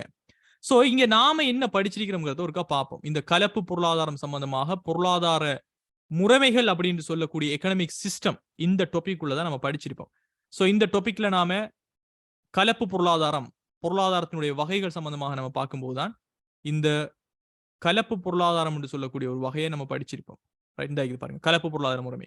இதுல கலப்பு பொருளாதாரம் என்று சொன்னா என்னன்னு படிச்சுக்கிறோம். கலப்பு பொருளாதார அமைப்பு என்பது சந்தை பொறிமுறை, அதாவது விலை பொறிமுறை அடிப்படையாக கொண்டு சந்தை பொருளாதாரத்தில் தனியார் சொத்துரிமை கீழே, தனியார் சுதந்திர தொழில் முயற்சி ஆண்மை கீழே சந்தை பொறிமுறை நடக்கும். திட்டமிடல் செயற்பாடு என்பது மத்திய திட்டமிடல் குழு அரசாங்கத்தால கட்டளைகள் மூலமாக 2 பேருமே இருப்பாங்க. வளங்களை ஒதுக்கீடு செய்து பெருமளவு ஒன்று கொண்டு சமனான அளவுல காணப்படுகின்ற ஒரு பொருளாதார முறைமை தான் கலப்பு பொருளாதாரம் சொல்லிட்டு, இந்த கலப்பு பொருளாதாரத்துல பண்பு என்ன? இங்க பொருளாதாரத்துல நுகர்வோர் காணப்படுவாங்க, உற்பத்தியாளர்கள் காணப்படுவாங்க, காரினுடைய உரிமையாளர் அரசாங்கம் சொல்லி நிறைய பேர் காணப்படுவாங்க பிரதான துறையினரா. தனியார் என்ன செய்வாங்க? லாபத்தை நோக்கமாக கொண்டு அவங்க இயங்கிக் கொண்டிருப்பாங்க. பொதுத்துறையான அரசாங்கம் சமூக நலனை கொண்டு அவங்க இயங்கிக் கொண்டிருப்பாங்க. தனியாருக்கு அவங்களுக்குன்னு சொல்லி தனியார் சொத்துரிமை காணப்படும், அது அரசாங்கம் பாதுகாத்து கொடுக்கும். அதே மாதிரி அரசாங்கத்துக்கு சில சொத்துரிமைகள் காணப்படும், அது அரசாங்கம் பாதுகாத்து கொண்டிருக்கும். அதே மாதிரி தனியார் துறை போட்டியின் அடிப்படையில விலை அங்க தீர்மானிக்கப்படும். எத்தனை பேர் பொருளை கொடுக்கறதுக்கு ரெடியா இருக்கிறாங்க, போட்டியோட எவ்வளவுக்கு வாங்குறதுக்கு ஆக்களிக்கிறாங்க. சோ தனியார் துறை போட்டி அடிப்படையிலையும் விலை பொறிமுறை, அரச துறை, மத்திய திட்டமிடல் முறை, ஒரு குழு இருக்கும், ஒரு பார்லிமெண்ட், இந்த மாதிரியான விஷயங்கள் இருக்கும். இதன் அடிப்படையிலும் இங்கு வளங்களினுடைய பங்கீடு என்பது இடம்பெறக்கூடியதாக இருக்கும். சோ இந்த கலப்பு பொருளாதாரத்துக்கான உதாரணங்கள் நான் உங்களுக்கு தந்த டைம் தான். முக்கியமாக கலப்பு பொருளாதாரத்துக்கான உதாரணங்கள்ல 2 விடயங்கள், சமூக சந்தை பொருளாதாரம் சொல்லி சமூக உடைமை சந்தை பொருளாதாரம் சொல்லி நம்ம பிரிச்சு பார்த்தீங்கன்னா அது இங்க நமக்கு தேவையில்லை. சோ இப்போ அவங்க கேட்ட கேள்விக்கு நாம ஆன்சர் பண்ற அளவு இவ்வளவு விஷயம் தான் நமக்கு டீட்டெயிலா தெரிய வேண்டியது. இதன் அடிப்படையில ஆன்சர் ஸ்கீமை பார்ப்போம் ஸ்டூடெண்ட்ஸ். இந்த 4வது கொஸ்டின், கலப்பு பொருளாதாரம் என்ன, இலங்கை எவ்வாறு ஒரு கலப்பு பொருளாதாரமாக காணப்படுவது என்பதற்கான வாதம்.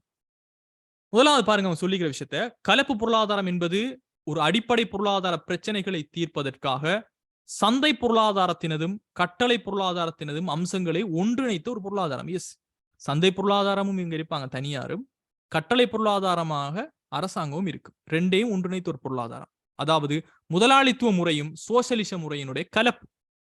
முதலாவது பாயிண்ட் படிச்ச விஷயம். 2வது, ஒரு கலப்பு பொருளாதாரத்தில் பொதுத்துறையும் முக்கிய வகிபாகத்தை கொண்டுள்ளது. பொதுத்துறை அரசாங்கம் ரொம்ப ரொம்ப முக்கியம். ஒரு கலப்பு பொருளாதாரம் தனியார் சொத்துரிமையை பாதுகாப்பதுடன், தனியாருக்கு சொத்து இருக்கு, உதாரணத்துக்கு உங்களோட சொத்துக்களை நீங்க தான் பயன்படுத்தணும், இன்னொருத்தர் வந்து விடுறதை விற்க முடியாது. ஆனா அதுக்கான ஆதாரத்தை தார யாரு? அரசாங்கம். உங்களுக்கு உங்களினுடைய நிலத்துக்கு, உங்களினுடைய வீடுக்கு உறுதி என்கின்ற டீட்டை யாரு தராங்க? அரசாங்கம் தான் உங்களுக்கு தருது. சோ உங்களினுடைய தனியார் சொத்து உரிமையை பாதுகாக்கிறது யாரு? அரசாங்கம். சோ தனியார் சொத்துரிமை என்பதை பாதுகாப்பதுடன் மூலதனத்தை பயன்படுத்துவதில் பொருளாதார சுதந்திரத்தை அனுமதிக்கிறது. உங்கள்கிட்ட இருக்கக்கூடிய கேபிட்டல், அது ஒரு பணமாக இருக்கலாம். மிக மிக முக்கியமான விஷயம், பணத்தை நாம மூலதனம் உண்டு எக்கனாமிக்ஸ்ல சொல்றது கிடையாது. உங்கள்கிட்ட காணப்படுகின்ற மெஷினரிஸ், உங்கள்கிட்ட காணப்படுகின்ற தளபாடங்கள் இது எல்லாத்தையும் நீங்க சுதந்திரமாக நீங்க மூலதனமாக பயன்படுத்தலாம். பொருளாதார சுதந்திரத்தையும் அனுமதிக்கிறது. அதே மாதிரி தனியாருடைய சொத்துரிமையையும் அரசாங்கம் பாதுகாக்கிறது. அத்துடன் சமூக குறிக்கோள்களை எழுதுவதற்காக பொருளாதார நடவடிக்கைகளில் அரசாங்கம் தலையீட்டையும் அனுமதிக்கும். அரசாங்கத்தினுடைய தலையீடு ரொம்ப ரொம்ப கூடுதலாகி பாருங்க, நீங்க நெல் விற்கிறீங்க அறுவடை காலங்கள்ல, நெல்லினுடைய விலை ரொம்ப கூட்டிட்டு போகும்போது அரசாங்கம் வந்து சொல்லும் இதுக்கு கூட நீங்க விற்க கூடாது. அதே மாதிரி சில நேரங்கள்ல விவசாயிகள் பாதிக்கப்படுவாங்க, அதுல அவங்க சொல்லுவாங்க இதுக்கு குறைய நீங்க விற்க கூடாது, யாருமே விற்க கூடாது. சோ உச்ச விலை, இழிவு விலை, அதே மாதிரி வரி. இப்ப திடீர்னு 2 கார் கம்பெனி இருக்குது. வெளிநாட்டுல இருக்கக்கூடிய ஒரு கார் கம்பெனி, உள்நாட்டுல இருக்கக்கூடிய ஒரு கார் கம்பெனி. உள்நாட்டுல இருக்கக்கூடிய காரை நம்ம உற்பத்தி செஞ்சு அதுக்கு நம்ம செஞ்சடிக்கிறது ஒரு 50 லட்சம் செலவாண்டுவீங்க. ஆனா அதுவே வெளிநாட்டுல இருக்கக்கூடிய ஜப்பான் கம்பெனி பல வருஷமா இருக்குது, வெறும் 10 லட்சத்துக்கு நமக்கு அந்த காரை நம்ம வாங்கி எடுக்கலாம். பட் நம்ம உள்நாட்டுல உற்பத்தி செய்யக்கூடிய காருக்கு 50 லட்சம் செலவாகுதுண்டா அரசாங்கம் முடிவெடுக்குது இல்ல, இப்பதான் இவங்க ஸ்டார்ட் பண்ணிக்கிறாங்க, இன்னும் வளர்ந்து வரணும், இன்னும் தொழில்நுட்பங்கள் இதை எப்படி பயன்படுத்துங்கிற டெக்னாலஜி உங்களுக்கு புரியும். அந்த டைம்ல இறக்குமதியை செஞ்சு நீங்க விட்டுட்டீங்கன்னு சொன்னா ஒரு 10 லட்சம் ரூபாய் கார், தரம் குறைஞ்ச காரை வாங்குவீங்களா? 10 லட்சம் ரூபாய் கார் டொயோட்டா கம்பெனில தரம் கூடின காரை வாங்குவீங்களா? 50 லட்சம் ரூபாய் கார் இலங்கை நாட்டுடைய கம்பெனி தரம் குறைஞ்சதாக இருந்தா அதை வாங்குவீங்களா? நிச்சயமாக வாங்குவீங்க தரம் கூடின விலை குறைந்து வெளிநாட்டினுடைய பொருட்களை. அப்ப அரசாங்கம் என்ன செய்யும்? டெக்ஸை விதிக்கிறாங்க. ஓகே 500% டெக்ஸ் காட்டுங்க. அப்போ 10 லட்சம் ரூபாய் கார் 50 லட்சமா போகுது. ஆனா உண்மையிலேயே இங்க இருக்கக்கூடிய கார் டெக்ஸ் இல்லாம விற்கப்படும். இப்படி பல்வேறுபட்ட ரீதியில சமூகம் குறிக்கோள்களை வைத்துக்கொண்டு இந்த சமூக குறிக்கோள்களை எதுவதற்காக பொருளாதார நடவடிக்கைகள் அரசாங்கம் தலையீடு இந்த கலப்பு பொருளாதாரம் இருக்கு. அதே மாதிரி நடைமுறை உலகில் 190% நாடுகள் இந்த கலப்பு பொருளாதாரத்தை தான் பின்பற்றுது. அங்க தனியாரும் இருப்பாங்க, அதே மாதிரி அரசாங்கமும் இருக்கு. ரைட், இதுதான் கலப்பு பொருளாதார டெஃபினிஷன். இந்த டெஃபினிஷன் எல்லாருக்குமே விளங்கினுச்சா? Shall I ask quickly from all the people? Muharif, Shifan, Yahya, Afra, Abdullah, Tilani, Shayanit, Nuzaiba, Raiza, Hazmat, Sajida, Mansoor, Salma, Salam, Atif, Farid. Right? So this is all about. அதே மாதிரி இலங்கை ஒரு கலப்பு பொருளாதார நாடு அப்படின்னு சொல்றதுக்கு நாம கண்கூடாக நம்ம நிறைய விஷயங்களை பார்க்கலாம். பாருங்க, வளங்கள், நிலம், உழைப்பு, மூலதன முயற்சி என்பது அரசாங்கத்துக்கும் சொந்தமாக இருக்கிறது. அதே மாதிரி தனியார் துறைக்கும் சொந்தமாக இருக்கிறது. ரைட்? சோ இலங்கையை பொறுத்த வரைக்கும் உங்களுக்கு தெரியும், அரசாங்கத்துக்கும் காணிகள், நிலங்கள், கம்பெனிகள், திணைக்களங்கள் சொந்தமாக இருக்கிறது. தனியார் துறையினரும் பல்வேறுபட்ட தொழில் வாய்ப்புகளை வழங்கக்கூடிய கம்பெனிகள் நிறுவித்தான் இங்க இருக்கிறாங்க. சோ சொத்துக்கள் தனியாருக்கும் இங்க காணப்படுகிறது, பொதுத்துறைக்கும் காணப்படுது இலங்கையை பொறுத்த வரைக்கும். சோ இது ஒரு கலப்பு பொருளாதார நாடுன்னு சொல்லலாம்.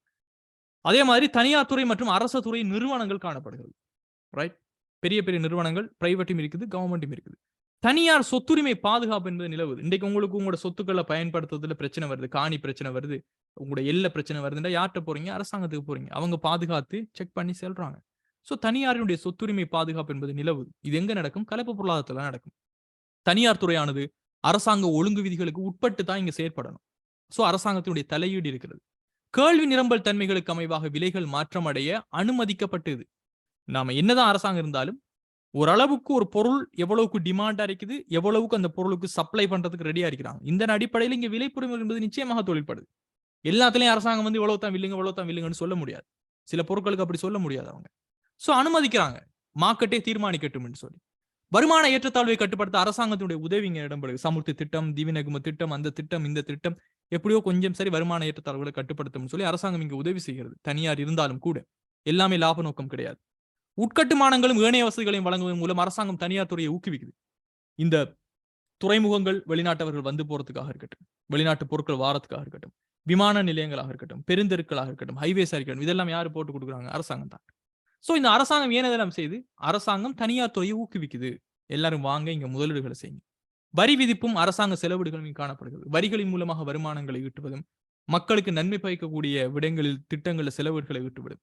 சோ இந்த மாதிரி இருக்கதன் காரணமாக நாம சொல்ல முடியும், சிம்பிள், இது கலப்பு பொருளாதாரத்துடைய பண்புகளை அப்படியே கொடுத்திருக்கிறாங்க, வேற ஒன்றும் கிடையாது. ரைட்? சோ இது எல்லாமே இருக்குவதன் காரணமாக இலங்கை நாட்டினை, இலங்கை பொருளாதாரத்தினை ஒரு கலப்பு பொருளாதாரம் நிலவுகின்ற ஒரு பொருளாதாரம் சொல்லி நம்ம முடிவுக்கு வரலாம். ரைட்? இது அவ்வளவு ஸ்டூடெண்ட் 100% எந்த ஒரு குறைபாடுமே இல்லாம அவ்வளவு மார்க்ஸ் எடுக்க வேண்டிய ஒரு கொஸ்டின் தான் இது. தவிர this is not a hard. Right? நீங்க ஃபுல்லா கிளாஸஸ் வந்து கண்டினியூஸா படிச்சுட்டு வார ஒருத்தவரா இருந்தால் நிச்சயமாக இந்த கொஸ்டின் உங்களுக்கு ஜஸ்ட் பார்த்துட்டு அப்படியே எழுத எழுத வந்துகிட்டே இருக்கும். அந்த அளவுக்கு தான் நான் உங்களுக்கு படிப்பிச்சு செய்கிறேன். ரைட்? ஸோ இன்னொரு முறையா உங்களோட நோட்ஸ்கள் எல்லாத்தையும் கொஞ்சம் படிங்க. ஸோ டுடே கிளாஸை நம்ம இதோட பார்த்துக்கொள்வோம். ஸோ இதோட முடிச்சுக்கொள்வோம். ஸோ குரூப்ல ஜாயின் பண்ணாதவங்க ஜாயின் பண்ணுங்க. உங்களோட வீடியோஸை கலெக்ட் பண்ணாதவங்க கலெக்ட் பண்ணி எடுத்துக்கொள்ளுங்க. ரைட்? நெக்ஸ்ட் கிளாஸஸ் விஷயங்கள் எல்லாமே உங்களுக்கு இன்ஃபார்ம் பண்ணப்படும். டைம் டேபிள் உங்களுக்கு ஜனவரி மாசத்துலேருந்து ஃபுல்லா கம்ப்ளீட் ஆன விஷயங்கள் தெரியும். Right? So that's it, guys. Any information, please contact admin. She will do the things. Okay. So see you in the next classes. Have a great day.